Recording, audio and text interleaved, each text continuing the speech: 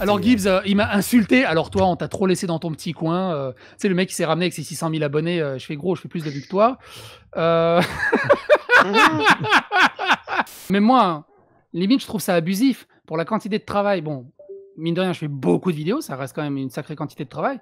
Mais pour le quantité de travail que je donne, 2000 balles pour ça, c'est abusément trop. Et t'es le seul qui a ce genre de discours sur la plateforme que je connaisse, qui dit ouais, par rapport à ce que je fais, je trouve que c'est bien payé, quoi. Moi, je connais que les gens qui disent l'inverse. Hein. Je suis pas Monsieur Plouf, je mets pas 19 heures pour bouger un JPEG.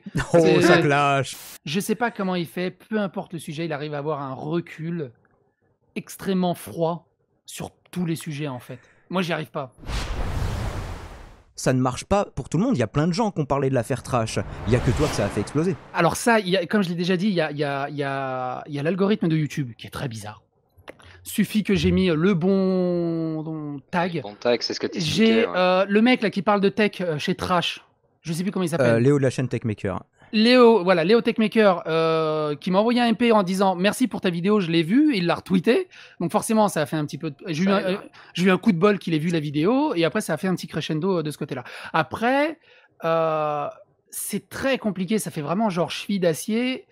Je sais qu'à force, j'ai une petite personnalité facile à vivre en fait, ou facile à discuter. Il y a des gens qui sont un peu introvertis, qui ont du mal à discuter, qui ont peur de dire des choses. Moi, j'ai pas trop peur, je sais que je suis à peu près neutre et mesuré. Peut-être que c'était à cause surtout des amphithéâtres à la fac, parce que quand tu dois discuter de ta thèse sur, j'en sais rien moi, c'était quoi déjà l'importance de la démonologie dans notre société actuelle, un truc comme ça, et que tu es dans un amphithéâtre de 150 personnes, et que justement, tu dois élever ta voix pour que l'autre au fond, il comprenne ce que tu racontes, ça t'aide à discuter. Et tu t'es surpris à aimer cet exercice déjà à l'époque, ou c'est juste venu petit à petit ?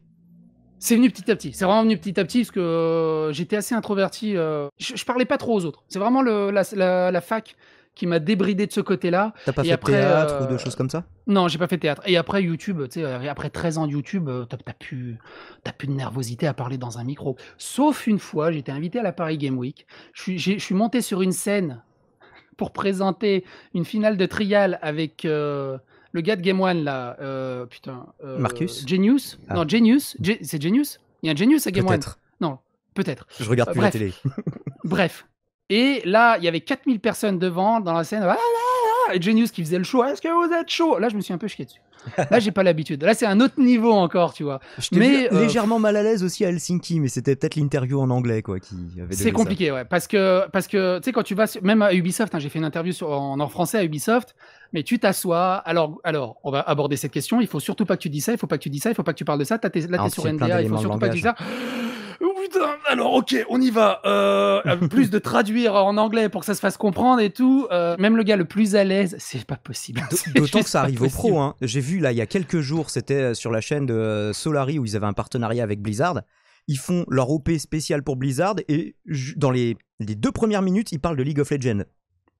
Et les mecs, ils ont fait, mais pourquoi vous avez fait ça ? On n'aura plus jamais d'OP. Donc, après, toi, c'était pas une OP, mais par contre, t'avais plein d'avantages avec Ubisoft que j'imagine que tu ne voulais pas perdre. Oui et non. En fait, on m'a demandé à Ubisoft, quand j'ai ouvert Trial FR et après Trial-France, on est venu voir, on fait, mais pourquoi t'es pas payé, au fait ?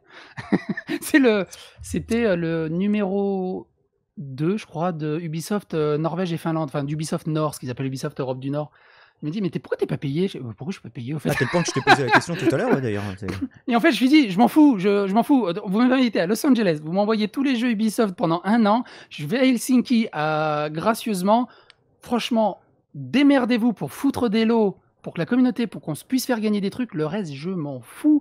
Je travaille dans le pétrole. À l'époque, je travaillais dans le pétrole. Je vais pas dire que je roule sur l'or, mais on était bien dans le pétrole. Et du coup, j'ai pas besoin d'être payé pour ça. Et du coup, tu roulais sur l'or noir, quoi. Voilà. Et du coup, quand il y a eu le drama Ubisoft, ça m'a blessé, mais en tant que communauté, en tant que famille. Et on en a beaucoup discuté sur les Discord entre Ubisoft. Et il faut en discuter, en fait. Il faut surtout pas le cacher, parce que c'est là où il y a le malaise. Si j'étais monté en SJW, non mais Ubisoft, ils sont bien, non mais il n'y a jamais rien eu. Non mais là, au bout d'un moment... Déjà, ça aurait pas fait de bien Ubisoft factuellement, et puis toi, t'en aurais pris un coup aussi, quoi. Non, ce serait juste débile. Et... je suis comme ça après, parce que c'est mon côté serbe, j'aime les gens, comme Astronogeek, je l'aime, mais quand il mérite une claque, je fous une claque. amical. Hein, voilà. Astronogie qui cherche depuis un petit moment. Il y avait eu aussi sa grande tirade sur finalement une bonne dictature à la chinoise, c'est pas si mal, qui avait déjà un petit peu annoncé. Puis l'expérience sociale, ça a pas Oui, aidé. Non, Astronogie qui m'a Astronogie, Non, on va pas tergiverser là-dessus. Il m'a juste exaspéré par les contradictions qu'il balançait en fait, Ah bah, qui étaient totalement. juste bullshit. C'est un moralisateur. En fait, c'est le problème, c'est le zététicien moralisateur qui se permet de te dire ce qui serait bon de Mais bien tu sais penser et qui, après, t'impose finalement sa pensée en te disant qu'il faut pas le faire alors que c'est ce qui Mais combat. tu sais Enfin, que le nom, ça, pas de- ça c'est un truc que j'ai remarqué qui est assez rigolo. Le nombre de vidéastes qui font des miniatures putaclic et des titres putaclic, et quand quelqu'un leur dit ouais tu fais du putaclic, non je fais pas du putaclic, non c'est parce que le bla bla bla bla bla, et généralement tu sais Il y a ça une exaspère. différence entre miniature Et moi quand on me dit mensongère. ouais psychodélique, te fais du miniature putaclic, clickbait, Ils quoi ce acceptent titre pas, de en merde. fait. Et moi je Ils lui dis acceptent pas le putaclic, en fait, surtout ouais ça. voilà, et moi j'arrive, j'ai une autre approche, je lui dis oui je fais du putaclic pour que ça Exactement. fasse cliquer. C'est pas grave, en fait. Voilà, exactement. Oui, C'est- voilà, il y a un but, ça en fait. fait cliquer. Le but, c'est clickbait pour que les gens viennent, en fait. C'est Et pas les quelques pour, pourcentages justement qui ont cliqué vont voir qu'il y a un véritable fond dans la vidéo. Et basta. Ah mais c'est Surtout bien que qu'il c'est admet. hypocrite. Alors- Le truc c'est ça, c'est pas d'être hypocrite, c'est d'être honnête en fait. Tu nous as expliqué depuis tout à l'heure que finalement YouTube c'est plutôt de l'amusement, que t'as un boulot à côté, que t'as jamais trop compté dessus. Et pourtant, tu essayes de faire des miniatures aguicheuses. Donc, C'est ça. quelle est ta volonté Bah, dans le fait de faire des vues du coup et de ramener de l'audience L'amusement justement, comme j'avais pas plus de temps à accorder à ma chaîne, je me suis dit le seul truc que j'ai pas encore testé, c'est le putaclic. Je l'ai pas encore En fait, testé. t'as envie de t'amuser, Et je me suis tester, dit, quoi, je voulais ouais, c'est- essayer de tester. Et pendant les 4 ou 5 premiers mois, non, pendant 3 mois, je crois, 3-4 mois, j'ai blindé de nichons sur les miniatures pour voir. Et quand je mettais un Et ça nichon. avait aucun rapport Aucun rapport. Ah, mais Ah, là, aucun, c'est je parlais de putaclic, Twitch. Un peu à la Lusty, quoi. Un peu à la Lusty, quoi. Ouais, un peu à la Lusty. Je mettais des Ce qu'ils cosplayeuses faisaient, olé olé. Voilà. Mais vraiment aucun rapport. Mais aucun putain de rapport. Je mettais des putains de nichons, un titre à guicheur, baf, je faisais 30-40% de vues supplémentaires. Je mettais une miniature lambda, je faisais presque 20%, 30% de moins de vues. Et c'était rigolo. Et après, ça m'a saoulé de chercher des nichons partout. Maintenant, Ouais, Maintenant, Puis ta ça femme manque commençait à se d'originalité, quoi. poser des questions aussi. Qu'est-ce que tu fais de tes Maintenant, il journées y a, après, j'ai Je fais des remarqué, smoothies. par pur esthétisme, en fait, j'aime bien juste mettre un gros plan maintenant. Je suis dans une phase. En fait, t'as des phases. Maintenant, je mets juste un gros plan d'un visage, généralement, et ça s'arrête à ça. Alors, moi, j'ai une question qui rejoint aussi la question de Diamond. C'est, tu as conseillé, moi j'ai trouvé ça très bien d'ailleurs comme conseil parce que j'ai une micro-chaîne, Diamond a une plus grosse chaîne déjà, mais même pour lui ça peut être bien. C'est-à-dire en gros les tags. Dire, bah, n'hésitez pas à mettre Alors, les tags de chaînes que vous êtes, Il dont paraît vous que êtes ça a peu similaires, en d'influence fait. les Oui, tags, c'est le etc., titre. etc. Ça, c'est en fait, ce que j'ai extrêmement important. Et justement, ma question, c'est, j'ai l'impression qu'en fait, tu essayes de comprendre finalement, tu fais une analyse de comment fonctionne YouTube en t'amusant dessus et en faisant ton petit délire malgré tout. Et en plus de ça, tu délivres tes conseils parce que tu montes justement ton Google Analytics pour montrer ce que tu gagnes, etc. Et je trouve Ouais, ça tout à super fait. intéressant. En fait, tu as une démarche pédagogique pour dire aux gens, bah, si vous voulez péter, peut-être qu'en vrai, j'ai compris peut-être 2-3 conneries et je vous les donne. Contrairement à d'autres qui disent, ouais, faut mettre des likes et faire les cloches. Non, il n'y a pas que ça en fait. Et justement, Non, je mais trouve c'est très ça. intéressant ce que Et- tu as donné. Donc, Et justement, Peux-tu c'est ça, développer c'est ça justement ce qui m'intéresse, c'est d'essayer de comprendre ensemble en fait, et on regarde un peu ensemble. Mais par contre, pour revenir aux tags, c'est extrêmement important, les tags de la chaîne, les tags sur les vidéos. Si tu parles de cinéma, tu t'en fous si on te reproche des tags, tu tags tous les cinéastes connus que tu connais. Durandal, Fossoyeur de films, Critique de Zoltan, MJ, tu tags tout le monde. Parce que le truc, c'est que le tag va être dans ta vidéo. Si quelqu'un ne connaît pas ta chaîne et qu'il va être adore ramené regarder dessus, Fossoyeur en de fait, films, c'est Durandal, l'algorithme de YouTube va faire en sorte que ça peut arriver dans vidéos recommandées. Parce qu'il y aura C'est le pour ça tag que- Fossoyeur de films. D'accord. C'est pour ça que tout le monde connaît Diamond par le biais finalement de Teddy Boy en grande majorité ou de trucs comme ça en fait. Parce que C'est pour le ça, tag était là en fait. si Il a mis tu- ma vidéo aussi dans une playlist, c'est pour ça. Ouais, aussi, ouais. Non, mais c'est ça. Ouais, ouais. Mais si tu fais des radios libres, mets les tags des radios libres qui sont connus. Ah, t'inquiète pas, Genre je mets Robat et tout le ça. hashtag Radio Mais, Libre. en je fait, mets- faut pas. Je sais que ça fait. Alors le truc, ça fait. En fait, c'est le critique de Zoltan qui s'est mangé un Ça fait racoleur énorme. en fait quoi. Il s'est mangé un énorme retour de flamme sur les tags parce qu'il a mis du Randall, Fossoyeur de film et tout le bazar. Il a dit, écoute, c'est complètement débile. J'ai un restaurant, je suis une pizzeria. Je fais de la pub dans la rue où il y a des pizzerias. Je vais pas faire de la pub dans les rues où il y a du prêt-à-porter. Donc, mon public, c'est des cinéphiles. Je fais de la pub auprès des gens qui sont cinéphiles et qui font justement de la critique cinéma parce que ça peut les intéresser d'avoir un autre son de cloche et basta, c'est tout. Et en fait, il ne faut pas se sentir mal à ça. Est-ce que tu pousses le vice jusqu'à mettre des fois des tags en faisant des fautes d'orthographe exprès que tu sais que les gens vont faire? Parce que moi, je me suis surpris à le faire, d'écrire avec plein d'orthographes différentes le même nom. Oui, ça peut arriver, ça peut arriver. Ça m'est aussi arrivé, c'est que tu sais, j'ai traité d'un vieux sujet. Et là, sur Twitter, je vois qu'en top tendance, ça explose d'un truc. J'ai vite fait le rajouter dans un tag d'une vieille vidéo de 3-4 mois, tu sais. Parce que je sais que les gens vont pertinemment le chercher. Du coup, ça va refaire un petit boost. Remonter, ouais.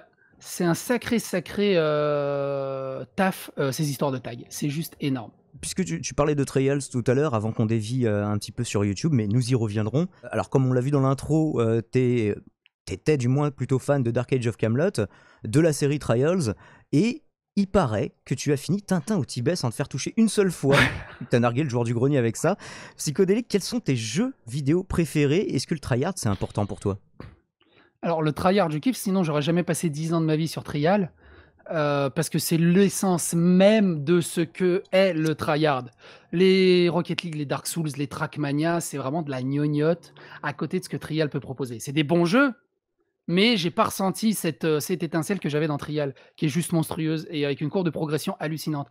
Pour Tintin au Tibet, en fait, à la base, je suis vraiment du milieu du rétro. J'avais une association de rétro gaming sur Paris pendant 2 ans, je crois. Et on avait organisé des conventions, des stands, des tournois, des choses comme ça. Et j'ai eu un petit passif de super player. Pas de speedrunner. Moi, ce qui m'intéressait, c'était le super play. Genre finir Tintin au Tibet sans se faire toucher, finir Megaman sans se faire toucher, finir Roadrunner sans se faire toucher. De choses comme ça. J'avais une série de vidéos qui s'appelait One Life Gamer, d'ailleurs, à l'époque. Et Gameopat m'avait mis en avant, qui est un grand site rétro gaming. Je m'étais fait connaître comme ça déjà à l'époque dans le milieu du rétro. Et après, mes jeux préférés, c'est pas possible. Regarde le bordel que j'ai derrière, et ça, c'est juste une partie. Après 30 ans de gaming, c'est pas possible de parler de jeux vidéo favoris. Il y en a juste trop. Et même si j'en cite que quelques-uns, je vais passer à côté de tellement de choses. Mais les genres que tu monstrueuses, préfères. En fait. Les genres que je préfère, c'est pareil. Ça dépend. J'aime autant les RPG que les platformers, que. J'aime tous les genres. En fait, je suis un gros joueur. J'arrive pas. J'ai un problème avec la génération actuelle qui est plus monogame. C'est-à-dire qu'ils jouent à Fortnite ou ils jouent à Rocket League et c'est marre. Et joue à Warzone et c'est tout. Toi qui as joué à un MMO, 4000 heures sur un jeu. Les joueurs de MMO, c'est des nuages de cricket, tu vois. C'est pas. Non mais voilà, j'aime pas ça. Des joueurs. Non mais voilà, moi je joue à tout. J'ai un jeu central qui était Trial pendant très longtemps, mais après je joue à toutes sortes de jeux, aussi bien des jeux narratifs à la con que des jeux de puzzle d'objets cachés. Une grosse bibliothèque, quoi. Enfin, c'est vraiment passionné de jeux vidéo en général. D'ailleurs, à ta bibliothèque, je dirais que tu es plus consoleux que PCiste, mais peut-être que je me trompe. Alors oui, je suis plus consoleux. Non, j'étais PCiste. J'étais PCiste quand j'étais à l'école. Quand j'ai commencé à bosser, je voulais juste un truc où tu sais, tu rentres fatigué du boulot, tu mets ton jeu, ça marche. Et les consoles, c'est juste génial pour ça. J'avais pas envie de me prendre la tête. J'ai pas. Non, mais arrête, t'es technicien supérieur en informatique, mec. Genre, t'as la flemme d'allumer un PC quand tu rentres. Non, j'ai la flemme d'allumer. J'ai pas la flemme d'allumer un PC. J'ai pas envie de savoir. C'est la galère qu'il y a derrière, ouais. C'est ça. J'ai pas envie de savoir si mon truc il est fait pour faire tourner tel jeu. Je veux juste jouer en fait. Ouais. Et c'est pour ça. Mais à l'époque, j'étais un PC Master Race avec un PC en plexiglas, néon qui clignote et tout le bazar. C'était, j'ai connu ça aussi. Grande époque, futuroscope et. Alors messieurs, restons sur le matos. Alors j'aimerais savoir. Je t'ai demandé tout à l'heure de ne pas me spoil. Quel matériel tu utilises pour tes vidéos? Et je suis particulièrement, comme les gens qui me suivent le savent parfaitement, friand de tous les détails que tu pourrais me donner sur ton setup audio. On voit que tu as un bouclier acoustique, un micro que tu dis être un Sennheiser sans préciser la référence, et qui semble être sur pied et posé directement sur ton bureau. Oui, alors j'ai aucune idée du truc. Tu sais, pour faire un parallèle rigolo juste avant d'aller sur mon truc, j'ai fait pendant quelques années de la photo semi-professionnelle. On va pas aller jusqu'à professionnel, c'est vraiment semi-professionnel. Et j'ai un petit Nikon classique moyenne gamme qui est un D520. Cool. Le nombre de fois quand tu vas voir des photographes et tout, quand tu discutes ou quand tu fais des colloques photos ou des choses comme ça, qui se ramènent avec leur objectif, t'as vu, ça c'est mon objectif, je l'ai payé 2000 balles, ça c'est le caillou là. Astronogeek en parle très bien d'ailleurs. Et voilà, et c'est pour ça que j'ai kiffé Astronogeek avec le studio de poche avant qu'il ait moi sa je l'ai chaîne. découvert comme ça d'ailleurs. J'ai tellement appris en photo avec son studio de poche, c'était juste phénoménal. Et du coup, Il y a beaucoup de poseurs qui se ramènent avec leur matos d'enculé et au final, ils font juste des photos. Ils font des clichés de merde et Et en fait, mon setup, c'est du bric-à-brac parce que c'est une vieille webcam. Il y en a qui me dit ouais, mais t'as quoi comme objectif? C'est une vieille webcam. C'est la Logitech C920, tu sais que tout le monde a quand il démarre. Moi, j'ai encore plus pour. Elle est posée sur une pile de jeux Master System. Ah bon, on le savait pas. L'exclu. Non, et là, c'est juste un bras, tu sais, de lampe là. C'est juste un bras de lampe. Un bras articulé. Et le Sennheiser, je l'ai payé 30 balles. Je sais même pas c'est quel modèle. C'est quoi? C'est le MK4? J'en sais rien. Je l'ai payé 30 balles sur Amazon. On va essayer. Il y en a qui disent ouais, t'as un son de fou. Je dis non, mais avec Streamlabs, tu le compresses un peu et du coup, ça marche mieux. Et ça, là, le bouclier... très bien pour ça, ouais. Bon, moi, j'ai un gros compresseur à côté, du coup, mais avant, j'utilisais la même chose. Ouais. Et Sbitonio, parce que quand j'ai déménagé ma salle où je stream, enfin, je stream pas, mais où j'enregistre, là, la pièce, là, t'as de l'écho flottant. Il y a une résonance cathédralique, c'est Notre-Dame. Et en fait, j'ai acheté ça, je crois que ça coûte 8 €. Ah ouais, parce que moi j'en ai un, il m'a coûté bien 30 balles de bouclier que j'utilisais avant quand j'avais un micro condensateur comme toi. Franchement, ouais, 8 ou 10 €. Je l'ai pas payé plus de 10 €. Et ça marche du feu de Dieu. Et en fait, j'ai un setup ridicule. J'ai un setup vraiment ridicule. Et après, j'enregistre avec Streamlabs. Je fais rec, je lis mon article. T'es pas OBS Studio, toi t'es team Streamlabs directement. C'est moins personnalisable. Ouais. Pourtant, toi, t'as beaucoup personnalisé. On reviendra sur ton format tout à l'heure. T'as beaucoup personnalisé ton overlay, quoi. Oui, voilà, c'est ça. Je me suis amusé. Voilà, je me suis amusé à faire un overlay à peu près carré, sans se prendre trop la tête. Alors, et pour continuer sur les micros, si je pouvais te donner simplement humblement le seul conseil valable en 5 ans de YouTube que j'ai trouvé sur le sujet, quand t'as pas une pièce avec une bonne acoustique, micro dynamique direct. Et en fait, le problème, c'est que du coup, t'as un micro à condensateur. Tu verras. Le jour où tu auras un dynamique, t'auras plus besoin de ton bouclier. Et alors, qu'est-ce qu'il y a derrière le micro et qu'est-ce que tu as comme carte son, comme interface audio? J'en sais rien. Alors, tout ce que je peux dire, c'est ma carte graphique parce que j'ai un PC avec un plexiglas et je vois l'intérieur, je vois que c'est une GTX 1070. C'est tout ce que je sais. Et comme je fais de la photo et du montage vidéo, mais personnel, tu sais, pour des vidéos de famille, des vacances, des trucs comme ça, qui est un peu poussé, j'ai 32 Go de RAM. C'est tout ce que j'ai en fait. Mais alors la carte son, j'en sais rien du tout. Ah, je te parle pas la carte son dans le PC. T'es en USB avec ton micro?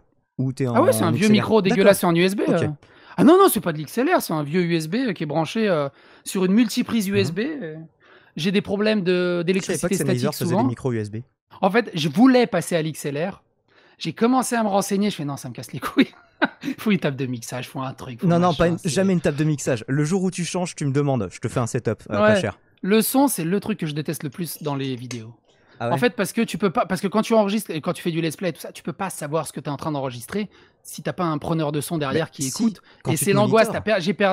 T'as perdu tellement d'heures de stream, d'enregistrement parce que le son est mauvais, tout ça. Moniteur, c'est pas possible me réentendre Mais c'est parce que tu le fais avec un délai. Je te jure que le jour où tu le fais sans délai, moi, tous les gens à qui j'ai fait essayer ça, ils m'ont dit ah ouais, c'est dingue, ça change tout. Pour rebondir à ça, tu vois là, vous êtes parti dans un délire c'est vrai. D'informatique. C920, Foresight 2i4, un processeur Intel. J'y connais absolument rien. Pareil, moi là je suis fumé, là, je comprends pas. Je suis informaticien, architecture, système et réseau. Je suis pas du tout TAI, composant informatique. T'as pas de fétichisme du hardware comme moi. Non, système et réseau, tu me sors des switches, on va faire un bon VLAN avec là, voilà, voilà, tu fais de l'architecture avec un Active Directory, avec voilà, mais le PC en lui-même, je suis vraiment un utilisateur quasi basique dessus. Je voulais te demander, au-delà de ta chaîne, si tu pouvais nous présenter un peu ton parcours que tu as eu sur YouTube. On l'évoquait un petit peu au détour d'une question précédemment. Il semble que tu connaisses pas mal de vidéastes de la plateforme et que tu sois un habitué des conventions. J'ai par exemple retrouvé une petite interview du joueur du grenier où tu n'avais que ton téléphone, mais vaillamment tu y as été quand même. Oui, en fait, comme je l'ai déjà dit, même avant la chaîne YouTube, j'allais dans les conventions rétro, c'était vraiment, c'est un kiff. À cause du Covid, là, on peut plus y aller, c'est super casse-couille. Il y avait 3 conventions magnifiques qui devaient avoir lieu cette année et on n'a pas pu les faire. Et du coup, comme je l'ai déjà dit au début de la chaîne YouTube, je voulais tester plein de formats différents pour voir à peu près ce que ça faisait.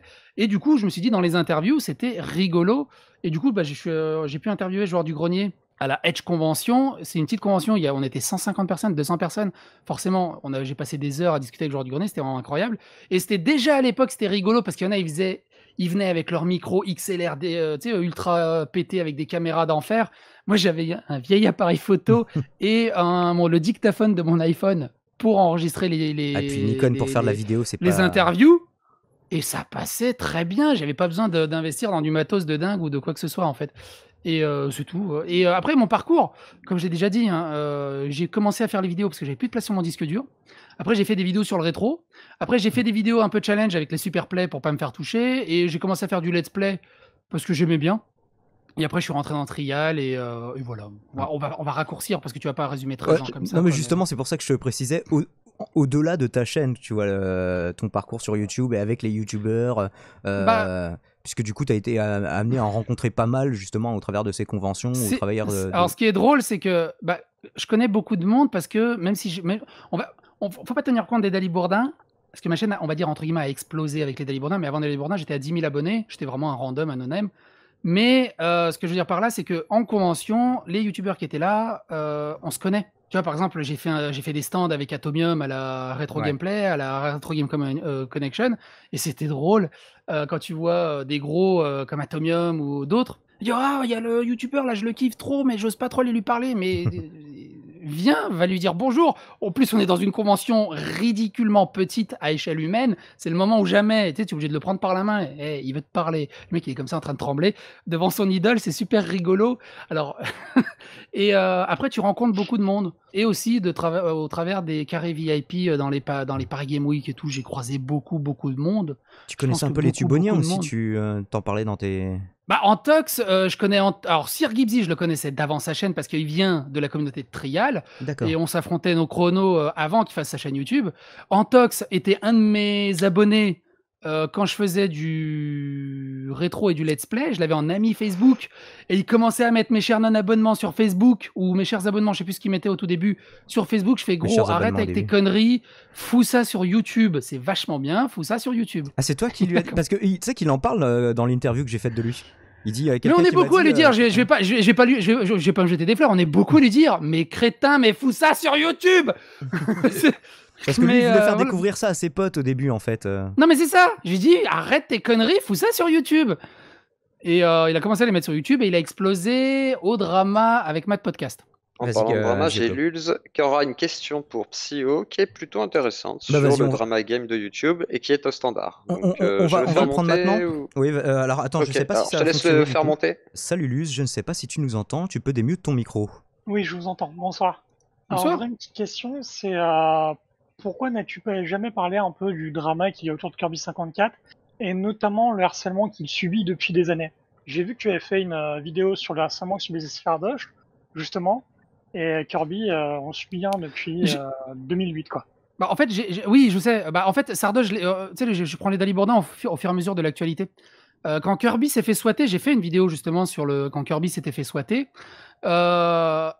Et dernièrement, il n'a pas subi de gros harcèlement. J'en aurais sûrement parlé au moment où quand je suivais ça avant les Dali Bourdin, en 2017-2018, il y a eu des méga dramas monstrueux avec Kirby 54. Là, il s'est calmé, ou plutôt autour de lui, ça s'est calmé, même s'il a eu quelques problèmes. Mais c'est pour ça que j'en ai pas parlé. En fait, c'est juste qu'il n'est pas dans l'actualité actuellement, en fait. Et j'ai un commentaire à ce sujet de Général Bison qui dit Astérion / Kirby 54, parce qu'il a changé de nom, c'est au programme le youtubeur le plus respectueux de France, alors qu'il organise des raids sur des petits youtubeurs pendant des lives Twitch, je ne sais pas. Il compare les cosplayeuses à des putes, positionne des mineurs comme modérateurs qui se permettent d'insulter des enfants handicapés. Tout cela n'a pas l'air de déranger Psycho, vu qu'ils sont copains comme cochons sur Twitter. Alors, voilà, je suis pas te dis ce qu'on me dit. Je suis pas copain comme cochon sur Twitter, on s'apprécie. Il m'a envoyé un MP, j'aime bien ton taf. Je vais pas l'envoyer chier au bout d'un moment. Disons qu'il m'a rien fait. Et tant qu'il m'a rien fait, moi j'ai rien contre lui. Par contre, c'est un streamer qui fait 480 heures de live. Je n'ai aucune idée de ce qu'il fait en live. S'il dit des conneries, enregistrez, clippez, sauvegardez ça dans un coin. Et vous me les envoyez, et moi je le contacte, et je fais vas-y, on s'explique, un droit de réponse, Qu'est-ce que t'as à dire là-dessus? Qu'est-ce que t'as à dire là-dessus? Qu'est-ce que t'as à dire là-dessus? Un peu ce que j'ai fait avec Vincent Macario, un peu ce que j'ai fait avec Nicolas Augusto. Je prends juste une question du chat. Baron Percher dit Macario, Macario, un escroc manifeste, ça m'a un peu dérangé la tribune que lui a offert Psycho. Je m'étais posé la question. C'est une tribune. On lui a donné son temps de parole. Tu lui as donné un espace, tu lui répondais. Je me suis posé la même question en fait. Est-ce que je le fais, est-ce que je le fais pas? Et au bout d'un moment, je me suis dit, plutôt que de me faire mon idée sur des a priori, sur des sources, et ce que les gens disent, il est en face de moi, je discute avec lui, et comme ça, au moins, je saurais faire mon avis en direct. En vrai, il y a plusieurs moments où tu l'as acculé et où sa mauvaise foi, justement, est un peu ressortie de l'entretien. C'est vrai qu'il a bien... il a osé tacler. Voilà. Après, il a taclé, il a fait un peu de mauvaise foi, mais... Ah, puis même toi, t'as osé tacler aussi quand il fallait. Alors moi, je m'en fous, on tacle, voilà. Il savait rebondir, mais par contre, il est extrêmement facile à la discussion. Il est agréable à la discussion, tu peux discuter avec lui très facilement. Oui, mais il pensait te convaincre. Il pensait tellement te convaincre. Il était un peu déçu à la fin. Il était déçu un peu à la fin, quand je lui ai dit, oui, bon, ça change pas mon idée sur toi. Fait comment ça, ça fait 2 heures qu'on discute. Après, et ce bien, c'est que t'as pas fait comme Maxella, justement, à ne pas lui donner de la parole, en fait. Et moi, je trouve ça plutôt honnête. Et tu vois, Nicolas Augusto, je l'ai enculé jusqu'à la 4e vertèbre dans une vidéo. Il m'a envoyé un MP sur Twitter. Et gros, j'aimerais bien un petit droit de réponse. Je lui ai dit, y a pas de souci, viens. Et on s'est organisé ça et c'était cool. Nicolas Augusto, je suis pas d'accord. Alors, tout son délire jeux vidéo kiffant, tout son délire ovni, je supporte pas. Mais la discussion était juste géniale. Le mec est super Sur sympa. les jeux vidéo, j'étais très surpris. Du coup, est-ce que tu penses pouvoir faire ça avec Kirby? Parce que moi, je suis bénévole dans divers événementiels, donc PGW et Japan Expo, et je peux t'assurer qu'on recevait des appels et des mails nous indiquant de ne pas l'inviter et tout. On a même eu une personne qui s'est fait passer pour un gendarme disant que c'était un pédophile. Alors Kirby, il a eu énormément d'harcèlement. Il a énormément eu de drama et il y a énormément de bails qui sont sur lui, qui sont grossiers, qui sont grossis, je veux dire, qui sont, ça se trouve, ils sont faux. En fait, il a une communauté de haters qui est assez vorace, que peu de monde arriverait à supporter en fait. Moi, je pense déjà, il s'est fait griller dans le monde du rétro parce qu'il y connaît rien. Mais il connaît rien. C'est une vieille merde en rétro, ça, avec toute la sympathie que j'ai pour lui. Quand il a commencé ses vidéos avec l'autre là, Gabi, j'étais Gabi. Alors là, on a Crash Team Racing. C'est comme un Mario Kart, mais pas vraiment. Crash Bandicoot. Et là, j'ai Metroid Prime que j'ai eu à 20 €, mais que je suis sûr que je peux le revendre à 50 €. Je peux dire, dans les conventions rétro, ils ont vomi sur lui pendant des jours. C'est triste, en fait. Donc, longue question. Préparez-vous. Si pensait, Science Étonnante, Balade Mentale sont une extension numérique d'Arte, si les newsers remplacent les JT, si les défis et challenges sont les nouvelles émissions de divertissement, si les vidéos d'opinion se substituent aux éditos et les chaînes lifestyle, prank, vlog à la télé-réalité, est-ce que YouTube c'est pas juste devenu une synthèse de tous les autres médias en beaucoup moins cher, et doit-on s'en réjouir? Ça s'applique d'ailleurs aussi à ma radio, puisque je fais de la radio low cost. Ah oui, non mais tu sais, il y avait dans les années 80, il y avait Video Kill Radio Start. Tu sais, la vidéo a tué la radio et YouTube a tué la télé. Je regarde plus la télé, et en plus avec Netflix, Amazon, Disney+, la télé elle n'existe plus. Elle n'existe plus. On a tout sur YouTube, et même Arte maintenant diffuse ses documentaires. Il y a Jamie de C'est pas sorcier qui diffuse ses trucs. La télé n'existe strictement plus. Je pensais comme toi jusqu'à 2015-2016. Et en fait, les gens avec qui j'ai pu discuter, même des personnes assez jeunes, continuent de regarder la télé. Ouais, pas mal, malheureusement. Ça m'a vraiment surpris, mais même des ados d'aujourd'hui. En fait, des gens qui ont 17 ans, on est une niche à être beaucoup sur YouTube. Ouais. En fait. On est une niche à aller sur des radios libres, machin. En fait, on est une niche à connaître énormément plein de youtubeurs, à être un petit réseau finalement. T'imagines ? Et en fait, il y a peu de gens qui vont sur YouTube, à part pour consommer du clip et vite fait quelques émissions de buzz, etc. T'imagines, c'est juste ce que tu disais, radio libre, j'ai eu un petit souvenir. Je faisais de la radio libre avant YouTube, à travers Winamp. On diffusait en shoutcast. Ça fallait être motivé. Winamp, je n'ai pas Winamp. C'était ouf ce qu'il fallait faire à l'époque. Mais il doit y avoir des jeunes qui sont pas sur YouTube, mais c'est des jeunes, ils sont sur Instagram. Pareil, la bulle Instagram, elle est énorme, la bulle TikTok est énorme.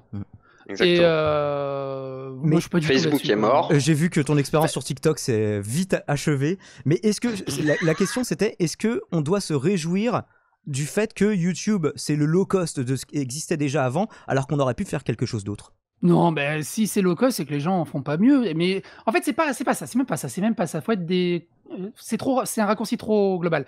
On est beaucoup sur YouTube, il y a beaucoup de merde. Point, ça arrive à ça. Mais plus on est sur YouTube et plus il y a des choses exceptionnelles. Par contre, c'est plus compliqué de les trouver. Mais si tu cherches un peu et que tu regardes les bonnes chaînes, t'as un contenu incroyable et d'une richesse incroyable. Faut pas vraiment englober toute la merde. Et on les laisse. C'est noyé dans la masse en fait. C'est ça. C'est pas parce qu'il y a TF1 qui est là, qui fait plein de trucs, qu'il n'y a pas les Arte, d'autres chaînes ou des choses comme ça. En fait, avant, tu avais des boîtes de production qui filtraient ce que tu avais le droit de diffuser. YouTube ne filtre pas, donc tout le monde peut diffuser. Et après, justement, tu as des génies qui font des contenus, effectivement. Faut juste. Après, il n'y a pas les mêmes moyens, quoi. Surtout oui, ça. C'est ça, et quand il y a les moyens, malheureusement, ils sont peut-être pas mis à bon escient. À la télé, ils pourraient faire la même chose en plus cher, avec plus de moyens, plus attrayant. Plus, Non, c'est fini en fait parce que à la télé ils balancent 18 millions pour le plateau, 18 millions pour les acteurs et on s'en fout au final. Ce qui nous intéresse c'est la discussion. Il y a Popcorn, il y a Domingo qui a ramené la télé à Twitch. D'ailleurs il me fait marrer. Non, j'ai pas ramené la télé. C'est pour un truc que je veux pas. Je me dissocier de la télé. Il fait quoi? Il fait de la télé. Alors la radio c'est génial ce qu'il fait. C'est génial ce qu'il fait. Mais c'est de la télé, c'est purement Bienvenue chez Koé, je sais plus comment elle s'appelait son émission, style quoi. Il était sur Énergie, je crois aussi à l'époque. Oui, voilà, il était sur Énergie, il a ramené la radio et la télé. Sur Énergie, je crois, ouais. Mais il est bien Popcorn, j'ai regardé beaucoup d'épisodes, ça m'a énormément réconcilié avec Sardoche. Oui. Sardoche, oui, c'était intéressant là-bas, ouais. C'est ça qui est dingue, c'est Dr Jekyll et Mr Hyde, Sardoche, c'est un truc de dingue. Sardoche doit être intéressant comme personne à rencontrer, mais effectivement, je pense que Sardoche, en tant que streamer, ça le bouffe à mon avis, malheureusement. Son gros problème à Sardoche, c'est qu'il est tout seul. Lego. Non, c'est pas. Ouais, enfin, Lego, voilà, Lego, il se les fait tout seul, mais après, t'as 150 000 personnes à tes genoux au bout d'un moment. Je comprends qu'il est de Lego. Et comme je te dis, il a pas connu le milieu professionnel. Il a enchaîné direct avec le stream. Ouais. Il a connu que ça. Oui, c'est vrai que le mec était déjà une star quand il était à la fac, donc. Quelque part, tu peux pas lui en vouloir d'avoir de Lego. Ouais. Mais par contre, c'est un putain de tryharder, faut l'admettre. C'est ça. Et sur Popcorn, il apporte une autre. Sur Popcorn, il apporte une autre vision de lui qui est cool. Je pense que le gros problème de Sardoche, c'est qu'il est tout seul. Il n'a pas d'amis. Un streamer collègue, c'est pas un ami. Il peut être ami peut-être avec Domingo, avec Zerator, ça reste des streamers. Il n'a pas d'amis en dehors de ce milieu. Non, il le dit à un moment qu'il est tout seul. Il a mis de côté son côté affectif pendant 4 ans. Il a mis son côté affectif pendant 4 ans. Il n'a pas de copine pendant 4 ans. Par contre, Sardoche, j'ai une playlist Sardoche. Je l'ai enculé je sais pas combien de fois. Il a jamais répondu. Il m'a laissé. Il aurait pu dire ouais strike pour droit d'image. J'ai envie d'appeler. J'ai fait une vidéo sur Mikalo. Il va droit d'image. Ça c'est un connard fini, tu vois Mikalo. Alors que Sardoche, c'est peut-être un connard, mais il laisse les autres discuter. Pour l'instant, il m'a pas touché. Par contre, je sais qu'il a vu 1 ou 2 vidéos que il laisse les autres discuter, mais des fois il les censure aussi. On est d'accord. Du coup, tu peux peut-être nous faire venir l'auditeur, nous le remonter du standard, Dioclo. Alors, Philippe poser sa question. Alors, quelle est ta question pour Psycho ? J'ai une question. Oui. J'ai une question. Tu parles régulièrement de tes origines serbes. Oui. Et déjà, tu bois de la lèvre au lieu de la Karlovačko, déjà.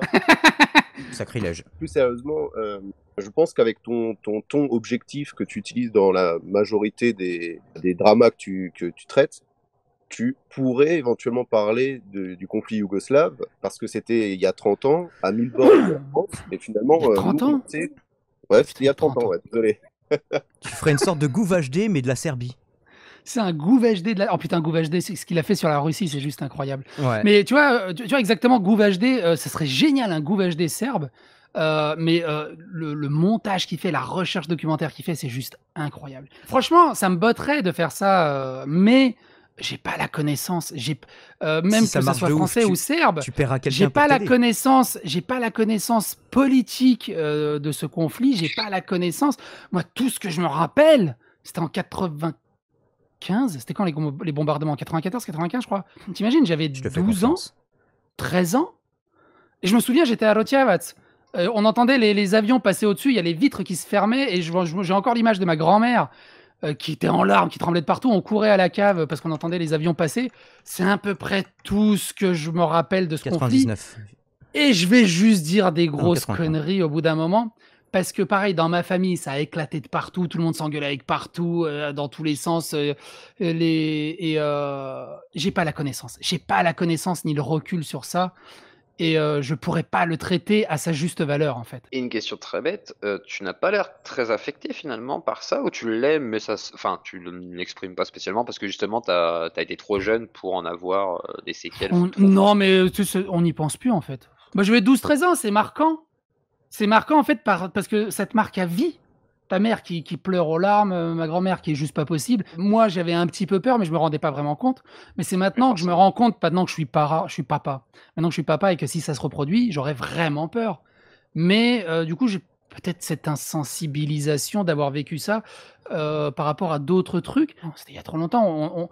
On a fait le deuil quelque part. Tu vois, mon père est décédé en 2006. Et ça me fait une énorme cicatrice. Tu sais, j'aurais aimé que mon père voit mes petites filles, qu'il voit YouTube, qu'il voit Flight Simulator, bordel de merde, mais ça aurait été tellement un rêve d'enfer. Mon père, c'était un putain de gamer. Il m'a appris à jouer à Age of Empires en ultra difficile pour gagner des parties. Bon, bref, c'était extrêmement difficile. Gamer, parce que tu dis que ton grand-père aussi est gamer. Ouais, c'est ton grand-père, voilà ce que j'allais dire. Tu vois, maintenant j'arrive à en parler, mais c'est une cicatrice qui se fermera jamais. Il y a des moments de spleen. Qui est plus importante que... Il y a des moments de spleen où je me mets à chialer tout seul. C'était une larme qui arrive, où j'écoute une musique, c'est mort. Dès que je regarde un film avec Stallone, ce connard a toujours un speech père-fils. Ça me détruit. Je suis une vieille gonzesse qui balance 40 mouchoirs parce que je suis juste détruit en fait. Jean-Philippe, t'es de quelle origine du coup Moi je suis alsacien, mais je suis très proche de la communauté croate. Croate, voilà. Bah, t'imagines, j'étais en Serbie, on avait des copains croates, des copains serbes, des copains...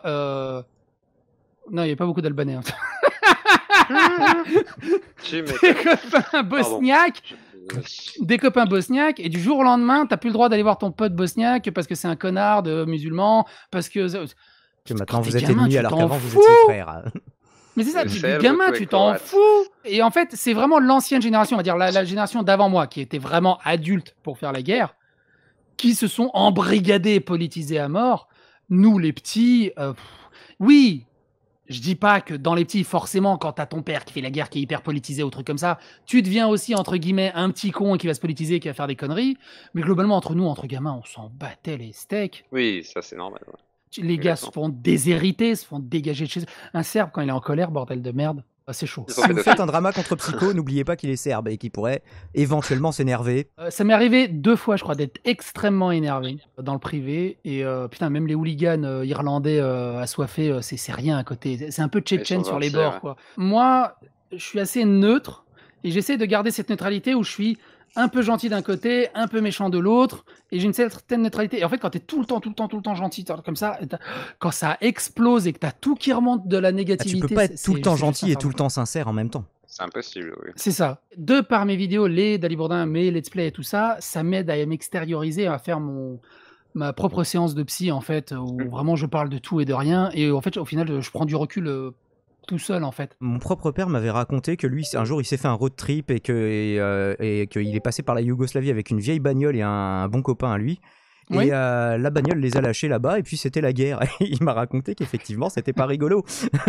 Lui, ça l'a traumatisé en tout cas. Et pourtant, il était adulte. Si tu passes en plein dans la guerre, oui, c'est clair que c'est pas rigolo. Il disait, ouais, chaque nuit, on se demandait si on n'allait pas être pris pour les enculés d'en face et se faire couper la gorge. Aussi la dépression monétaire, tu sais, on est passé de... C'est comme si maintenant, tu sais, t'as ton salaire 1600 € et la semaine d'après, en fait, ça vaut 16 millions d'euros. C'est ce qui arrive au Liban actuellement d'ailleurs. Et 16 millions d'euros, mais t'achètes une baguette avec.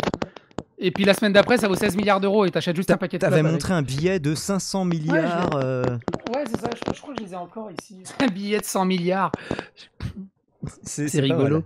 Hein, un billet de 100 milliards, ouais. Ok. La YouTube monnaie, hein. Quelques centimes. C'est ton impressionnant. Son crack, Dioko. CFA. Tiens, regarde, un truc de 500 milliards. Ça fait plein de cracks, ouais. Un billet de 500 milliards, il t'en fallait une bonne trentaine pour acheter un paquet de clopes. Tiens, justement, puisqu'on en parlait dans le chat tout à l'heure, est-ce que tu penses que ton rire communicatif est responsable de 50% du succès de ta chaîne, Psycho? Alors, il paraît que j'ai un rire communicatif. Bah, moi, comme c'est mon rire, je sais pas, c'est parce que c'est mon rire. Après, là, ton propre rire te faisait rire. Dans l'extrait qu'on vient d'entendre. Mais par contre, je serais d'avis de dire que c'est un rire slave. Parce que ma famille rigolait comme ça, mes amis en Serbie rigolaient comme ça, Par Et éclat par éclat, t'as les vides qui tremblaient, quoi. Peut-être que je viens de la campagne profonde, hein. En Serbie, je fais vraiment de la campagne profonde. Peut-être qu'en France, dans les campagnes profondes, je pense qu'on peut retrouver ce rire un peu aux éclats. Bah, je pense, parce que c'est vrai qu'à Paris, ça va être un petit peu plus contenu, peut-être à la limite. Enfin, façon de parler. Alors forcément, c'est un peu gênant quand t'éclates de rire dans le bus ou des trucs comme ça. Ça se contrôle pas le rire. Il y en a qui disent ouais, tu forces sur le rire, arrête, change ton rire. Tu crois que ça se contrôle, bordel de merde? Ouais, ça fait- Après, je connais des youtubeurs qui font semblant de rire. Ah, moi j'arrive pas. J'en connais quelques-uns, moi, qui font semblant. YouTube, Ça se voit que c'est de la le comédie. royaume du fake, hein, comme vous le savez. Ah, exactement. Je te parlais de tout à l'heure de ton format, Psycho. Le manque de temps que tu nous as dit pouvoir consacrer à tes vidéos t'ont poussé à adopter un format singulier qui, paradoxalement, te permet une énorme productivité. Que tu n'aurais peut-être pas si tu avais plus de temps, c'est ça qui est, je trouve, paradoxal. Oui. Alors si je ne m'abuse, tu utilises un overlay OBS, des transitions, alors je nous disais Streamlabs du coup, des transitions, des scènes préparées d'avance, mais aucun montage, ce qui te permet de sortir des vidéos avec un rythme imbattable, d'où ma question, est-ce que cette immédiateté, c'est l'avenir de YouTube? Bah, en fait, ce que je fais, c'est quasiment des comptes j'enregistre dans les conditions du live et je upload sur YouTube. Après, non, c'est pas l'avenir de YouTube. Il y a juste, je comprends pas qu'on soit aussi peu en France à faire ça. Et pourquoi ne pas le faire en live du coup?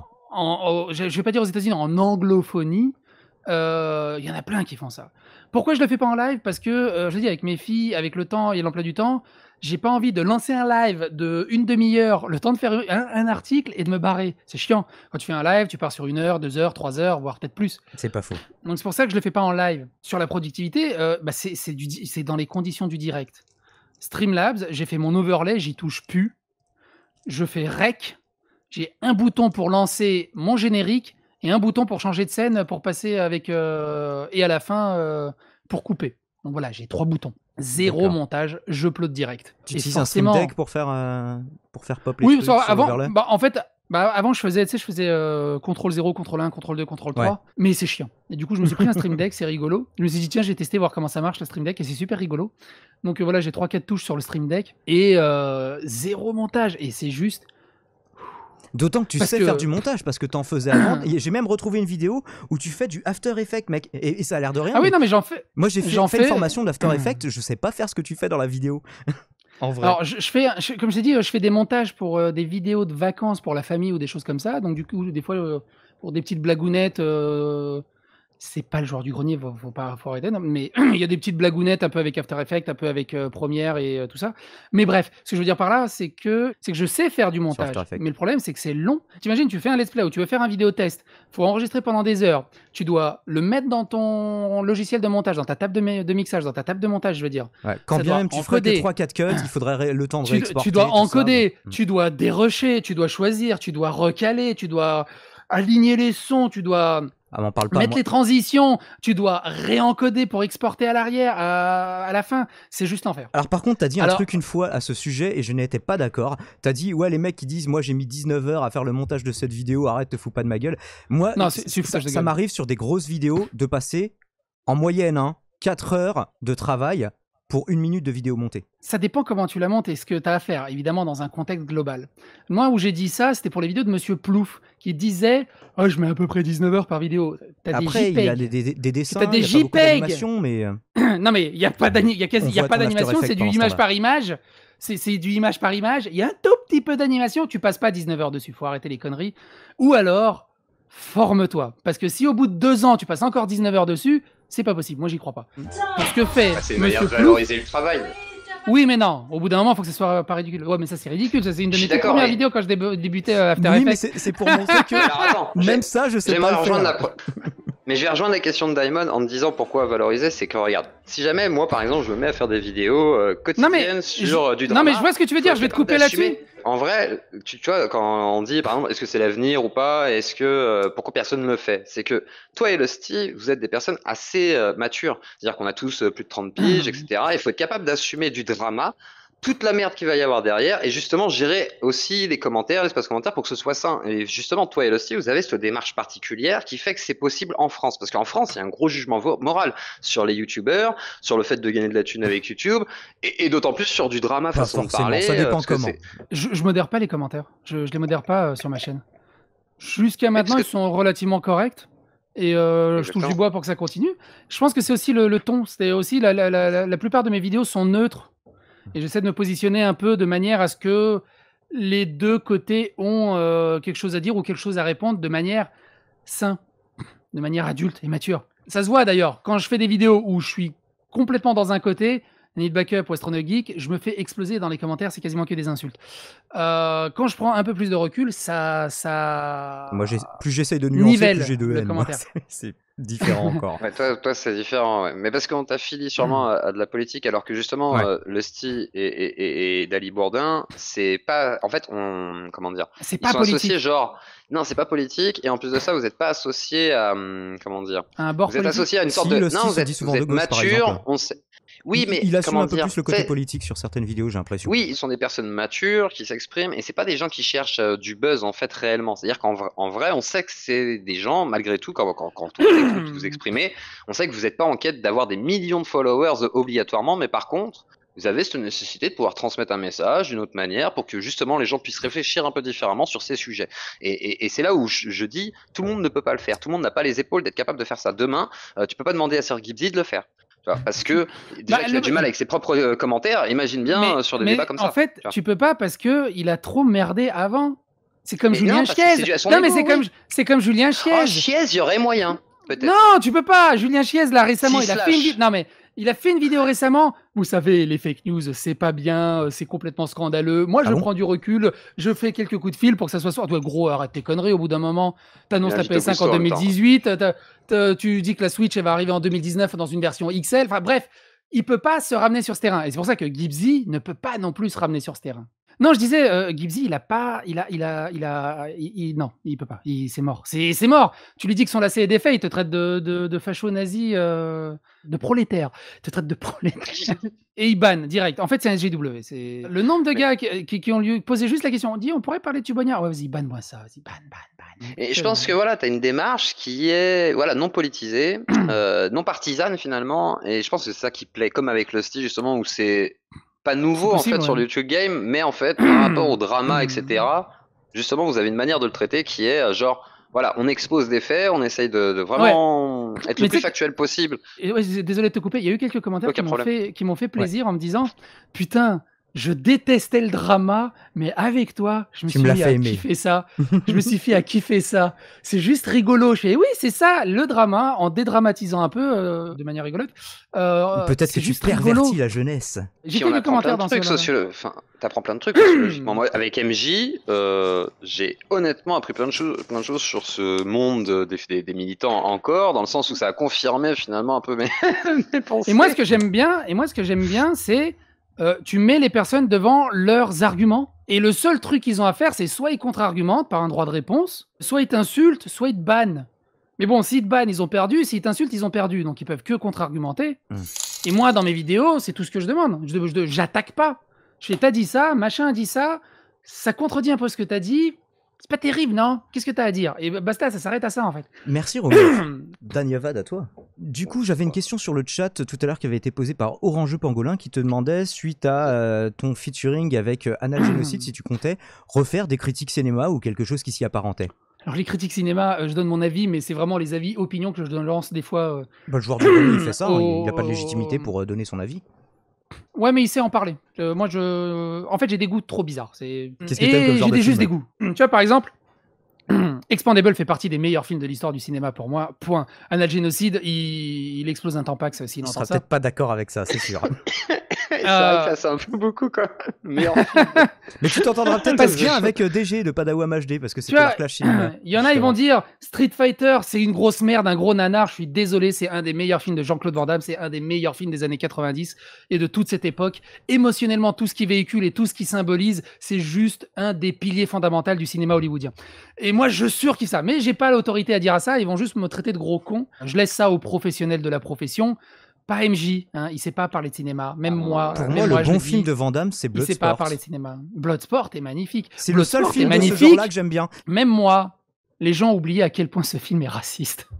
Ah ouais? Moi, je l'ai vu il y a super longtemps. Il y a le pote de Jean-Claude Van Damme. Tu sais, l'espèce de gros lutteur. Ouais. Il te balance des punchlines. Il y a un flic black qui fait toi le bamboula, descends ton cocotier, remonte dans ton cocotier. C'était un peu un nanar, ceci dit. Mais... Ah ouais, années 80, c'est wouah. Même moi, je fais wouah. Le film de 88. Demolition Man, tous les trucs comme ça, quoi. Mais Demolition Man, c'est pas un nanar. Regardez, revoyez Demolition Man. Demolition Man, oui, c'est vrai, il y avait un fond en fait. C'est une œuvre de fiction. Non, c'est une œuvre de fiction réaliste. D'anticipation post-Covid. Post-Covid où les SJW ont gagné. Personne, plus personne ne pète de travers. Plus personne s'insulte. Tout le monde est gentil. Personne n'offusque personne. Et surtout. T'as des coquillages pour chier. Il y a des coquillages pour chier, mais surtout. Je sais pas comment on fait. Pour se dire bonjour, ils ne se touchent plus. Tu sais, il faut un espèce de truc. C'est post-Covid. Le truc est tellement en avance sur son temps. Et moi, j'ai l'impression d'être le Stallone à notre époque actuelle quand je suis entouré de SJW suite à certaines vidéos. C'est de la folie furieuse. Mais regardez Demolition Man. Mais les films des années 90-80, c'est vrai qu'il y avait une sorte de folie américaine qui permettait de voir des jambes éclatées dans des Rambo, mais en même temps parler de syndrome post-traumatique. C'est les années Reagan. Schwarzenegger dans Commando. Merci à toi, Julien, qui fait donc de Schwarzenegger dans Commando. Je vois pas on s'en fout. On s'en fout du scénario de Schwarzenegger dans Commando. C'est que des punchlines légendaires en fait. Rambo 1, il y a plein de gens qui pensaient que c'était un film sans scénario, c'est un film sur le syndrome pété, et tous les Rambo sont un peu là-dessus en fait, quoi. Ok, pas de critique de cinéma pour l'instant, mais peut-être d'autres featuring à l'avenir du coup. C'est en fonction du temps disponible en fait, c'est tout simplement ça en fait. Anal Génocide, j'aime bien, je comprends rien à ce qu'il raconte des fois, il a un niveau trop élevé en littérature. Et en cinémathèque française, il m'a pris en grippe au tout début. Ah ouais. puis j'ai l'impression qu'il m'a pris un petit peu en affection dernièrement, parce qu'il a vu que j'étais pas méchant, je pense. Et je suis sûr que j'ai réussi à le faire rire avec mon intro. Et puis c'est beaucoup fait chier dessus par les droitards et les gauchos. Alors ça, je pense qu'il s'en fout tellement. Heureusement, c'est pareil, lui il arrive vraiment à passer au-dessus et c'est génial. Et ce qui est bien, c'est qu'il arrive même à les troller. Et moi j'aime beaucoup. Il a un recul que je peux pas avoir. Il a vraiment un recul phénoménal, une maîtrise de soi hallucinante.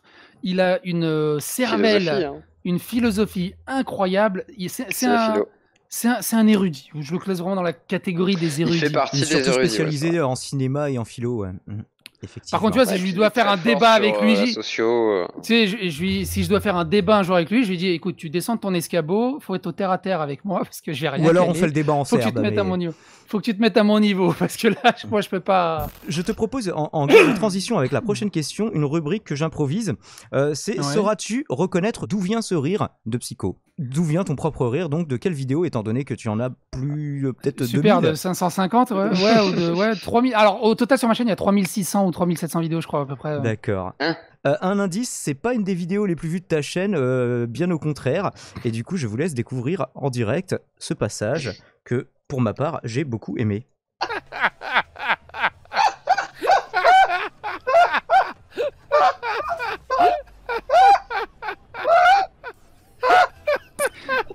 Je vous laisse dans votre jus, parce que là... Est-ce que tu as reconnu d'où ça vient? Oui, j'ai reconnu d'où ça vient. Alors déjà, l'autre rire, c'est un de mes meilleurs amis qui s'appelle Daltonix. Et on a fait des vidéos ensemble sur Rocket League en l'occurrence. Sur Rocket League et Call of Duty. Et donc là, ça doit venir peut-être de Rocket League. Parce que j'ai dû sortir une vanne à la con. Non, en fait, c'est que vous gênez l'un l'autre et du coup, en fait, vous voulez pas, vous êtes tête contre tête, l'un contre l'autre et du coup, vous vous gênez, et vous perdez à cause de ça. Et vous faites engueuler par votre mate au passage. Et oui, et HB, on a fait des vidéos on était tellement morts de rire. HB de la chaîne Carmageddon TV.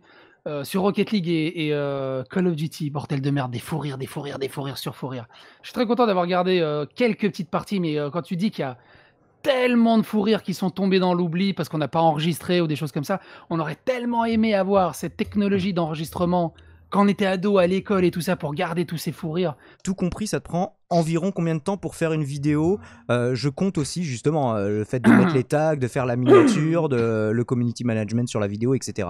Alors déjà, ça dépend de la vidéo. On va prendre Là, je vais en faire une. Alors peut-être pas ce soir parce que je vais aller dodo, il va être tard. Je vais en faire une sur Mia Khalifa, qui en a plein le cul de l'industrie du porno. Il y a 2 articles. Je sais à peu près que les 2 articles vont prendre peut-être 10 minutes, 15 minutes à lire. 15 minutes d'enregistrement de vidéo, plus mes petites parenthèses, on va peut-être arriver à 20 minutes de vidéo. La vidéo, quand je l'ai finie, ça fait 20 minutes. J'ai lu les articles, ça m'a peut-être pris 10 minutes, un quart d'heure pour surligner. Donc on est à 40 minutes, et puis après, je l'upload. Et pendant que ça s'upload, bah, je mets les tags, la description, je fais la miniature et le temps que je finisse les tags, la description, les miniatures. Le temps de l'upload, t'as le temps de faire la miniature? Ouais, bah la miniature, soit t'es rapide, soit t'as une mauvaise connexion, je sais pas. De quoi? Non, je suis en fibre.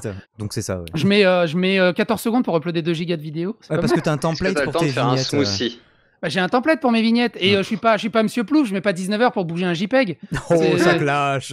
Non mais c'est ridicule, j'en reviens dessus. Monsieur Plouf, ça fait 15 ans que je fais du montage vidéo. J'arrive à estimer un peu près, tu vois, le bord, tu me dis 19 heures sur 5-6 minutes d'une vidéo de Joueur du Grenier où il y a vraiment des effets spéciaux, je dis ok. Ouais, mais il faut qu'il l'écrive aussi, la vidéo, il parle pas que du montage.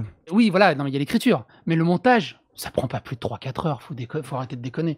Son montage, ça prend pas plus de 3-4 heures. Et du coup, moi, il n'y a pas de montage. Sûr, hein. Ah oui, et donc le temps que ça s'upload et le temps de traitement YouTube, je fais ma petite miniature. Je prends la dernière miniature en date, j'efface le texte, et je réécris le texte et je fous un screenshot et c'est réglé. D'accord. Et c'est uploadé. Tu fais tes miniatures sur Photoshop ? Ah oui, Photoshop, oui. Dioclo est parti au standard, donc vous ne voyez que la moitié de l'image de Psycho, mais il va revenir dans quelques instants, donc ne vous inquiétez pas, patientez. Pendant ce temps-là, je vais poser la prochaine question. La question, justement, puisqu'on me fait un don, ça me fournit une excellente transition. Merci Romu, une fois de plus.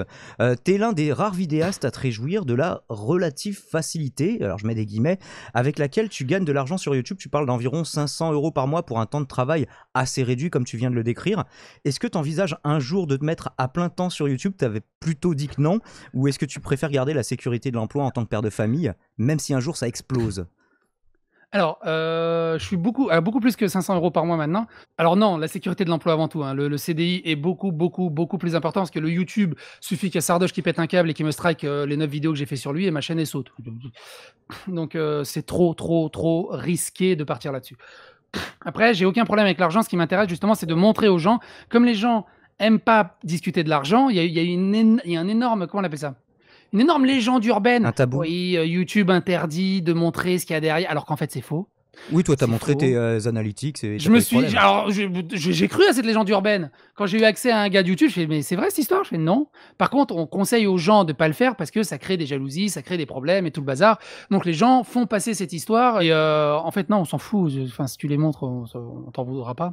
Et moi, justement, ce qui m'intéresse, au-delà de mes Dali Bourdin, justement, c'est de comprendre comment YouTube fonctionne. De comprendre comment YouTube fonctionne, évidemment, ça passe par analyser les statistiques. Et une des statistiques principales, c'est les revenus. Et moi aussi, Ouais. ça m'intéressait. J'aimerais bien savoir combien Squeezie, Cyprien, Joueur du Grenier, Sachant que Julien les Chiez revenus sont peuvent l'aboutissement de gagner toutes les autres uniquement statistiques. sur les vues. Attention, hein, uniquement sur les vues. Mhm. Parce qu'après, il y a les OPSP, il y a les merchandising, il y a plein de choses. Uniquement sur les vues. Et donc là, tu vois, je peux te dire en direct, regarde, je vais aller sur ma chaîne. Une exclue pour DaiFM. Et donc, du coup, pour comprendre, tu vois, alors, ce qu'il faut prendre en compte avec ma chaîne, c'est que j'ai beaucoup de gens qui regardent mes vidéos qui ne sont pas abonnés à ma chaîne. J'ai un ratio négatif. C'est-à-dire que j'ai plus de personnes non abonnées qui regardent mes vidéos que de personnes abonnées. Ouais. Parce qu'elles sont diffusées, ça parle de drama, ça parle de plein de choses, elles sont partagées et ainsi de suite. Donc en fait, j'ai généré 1,9 million de vues sur les 28 derniers jours. C'est D'accord. énorme. Pour une chaîne de 50 000 abonnés, c'est énorme. C'est sûr. Antox à 600 000 abonnés. Ouais, mais Antox, il il fait sort une plus de vidéo vidéos par sur mois. YouTube. Non mais voilà, il fait 300 000 vues. Gibbs, pareil, il fait rien. Et en fait, je fais plus de vues que des chaînes qui ont des centaines de milliers d'abonnés à cause du rendement qui apporte beaucoup de vues. Et en fait, Des fois, t'as 3 vidéos par jour. Alors que Et par des contre, fois, je crois pas que t'aies de vidéo qui est de beaucoup dépassé les 100 000 vues. Non, T'as pas de j'ai vidéo deux qui a vidéos, vraiment 2 ou 3 éclaté. vidéos. Non, j'ai 2-3 vidéos qui ont fait 100 000 vues. C'est le drama sur MJ. C'est les premières vidéos qui ont fait au-dessus de 100 000 vues. Ça m'avait étonné, Et, j'avais comparé de voir que ma vidéo la plus vue était plus vue que ta vidéo la plus vue, même si en une seconde tu fais plus de vues que moi dans un mois, mais par contre... Et en fait, c'est ça qu'il faut voir, c'est que les gens...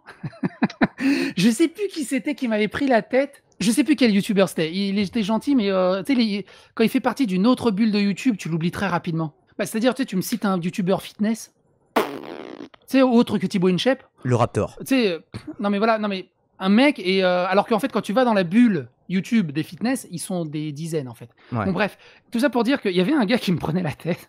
Il fait, hey, gros, j'ai 300 000 abonnés, qu'est-ce que tu me casses les couilles? Je suis allé sur sa chaîne, je fais, gros, t'as 300 000 abonnés, Tu fais 160 000 vues par mois. 160 000 vues par mois. Ah oui. Je fais 1 800 000 vues. Ah, quand même. Et d'un coup, il est devenu tout gentil. Ah, mais D'un après, coup, il est devenu tout gentil. c'est pour ça que je parlais de ta productivité en disant personne ne peut tester, quoi. T'arrives Et à ça m'a sortir fait 2 vidéos rire. par jour, voire- Et donc, en fait, il faut surtout pas prendre en considération le nombre d'abonnés. C'est la volumétrie qui compte. Et donc, là où je veux en venir, donc 1,9 million de vues m'a rapporté là 2014 € brut. Et 96 centimes. Enfin, 2000 € Je brut. crois que je vais faire 3 vidéos par jour aussi, faire de l'actu. 2000 € brut pour 1,9 million. Et donc, en fait, tu vois, en fait, il y a très longtemps, j'avais estimé qu'on gagnait à peu près 1 € les 1000 vues. Et en fait, on est là-dessus.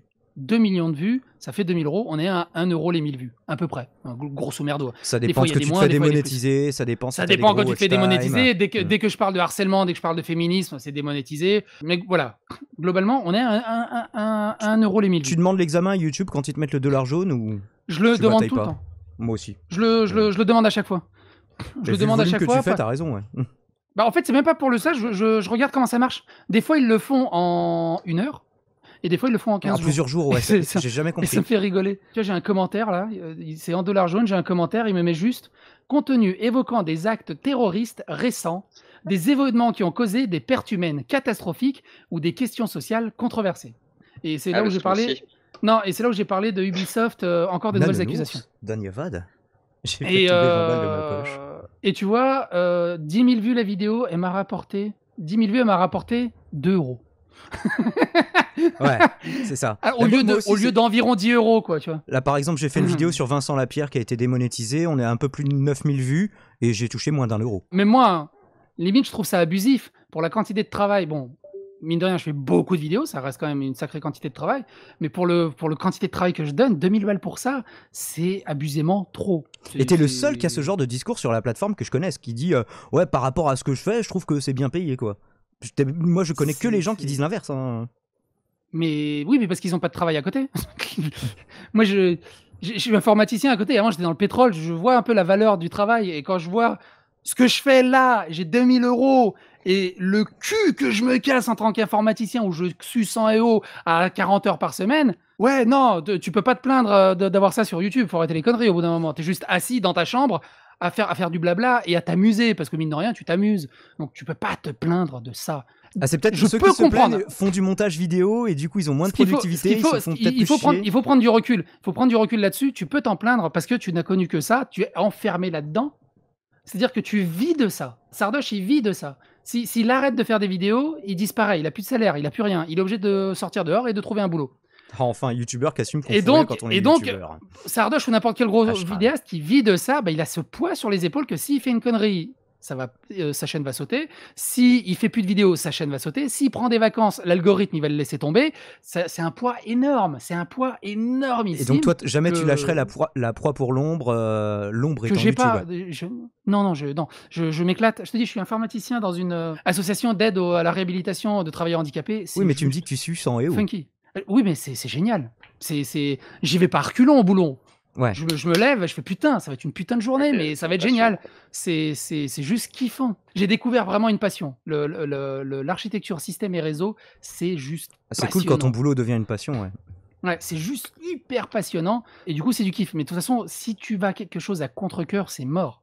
Regarde le nombre de vidéastes qui se disent « Oh, je vais être le nouveau Squeezie, ça va être trop génial !» Les mecs, ils dépensent déjà 150 balles pour faire une méga bannière. Il fait un putain...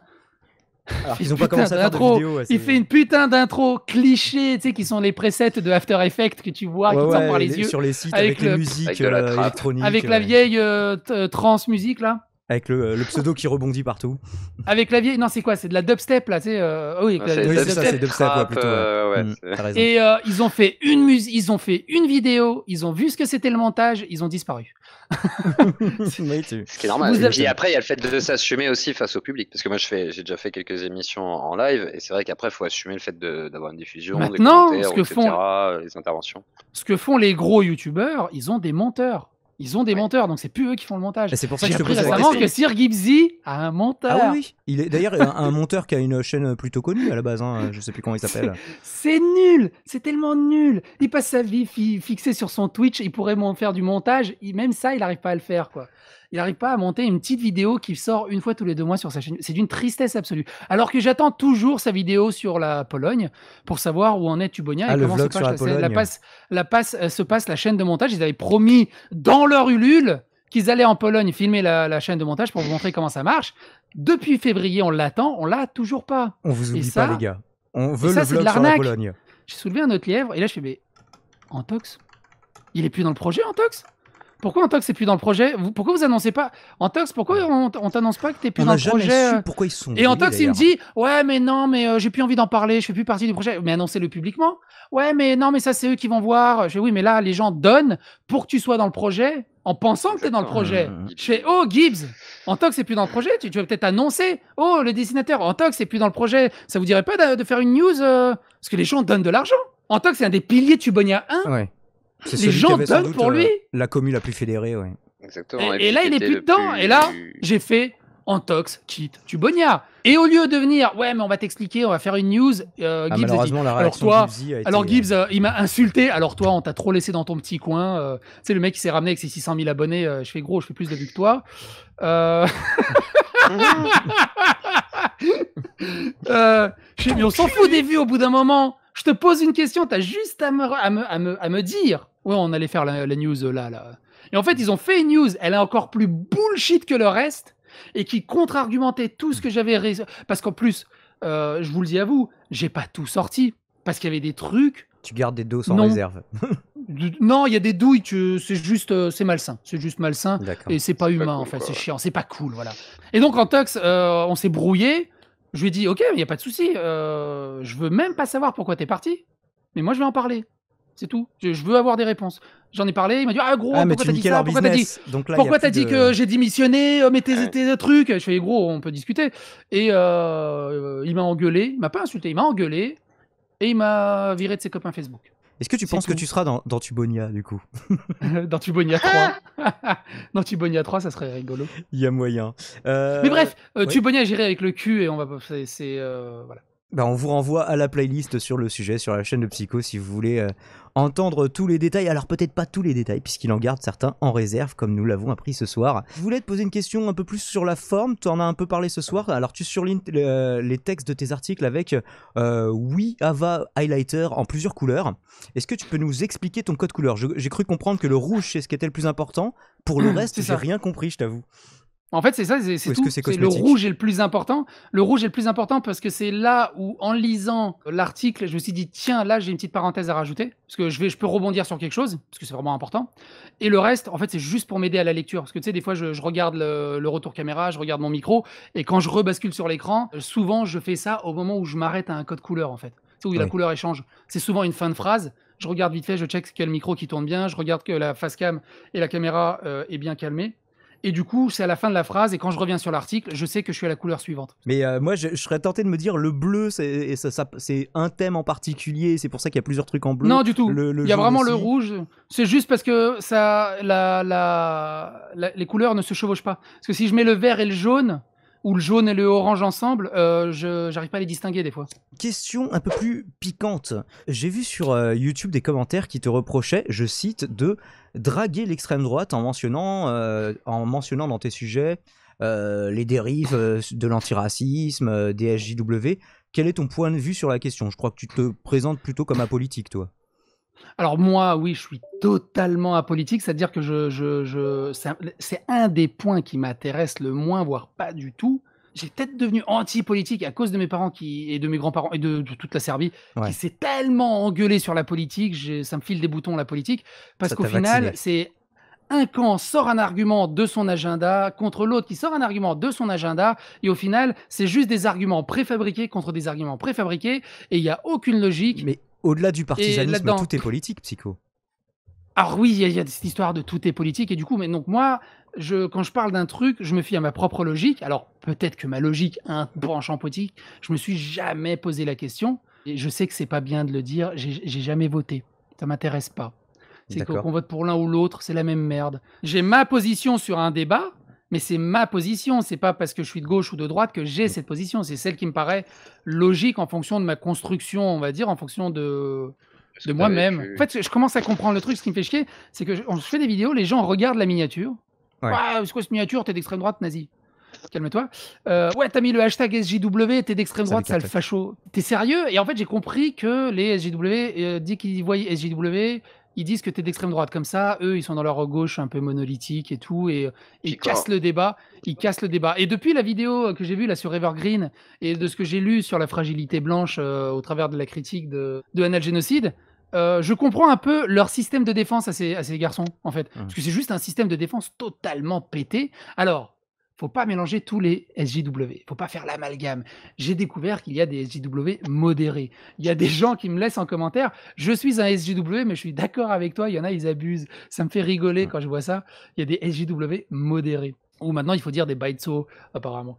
Mais du coup, juste pour terminer, c'est débile de juste utiliser ce mot. On te met dans une catégorie et t'as plus le droit à la parole, t'es cancel. Non, pour toi, c'est une débile, tentative de cancel ce que tu fais ou... C'est purement, c'est pas une tentative, c'est purement du cancel. C'est pas une tentative de ce genre de cancel, ça y est, il n'existe plus. C'est de cancel personnel, c'est-à-dire que t'es d'extrême droite, tiens, je te mets dans cette boîte, t'as plus le droit à la parole. Non, mais je suis pas d'extrême.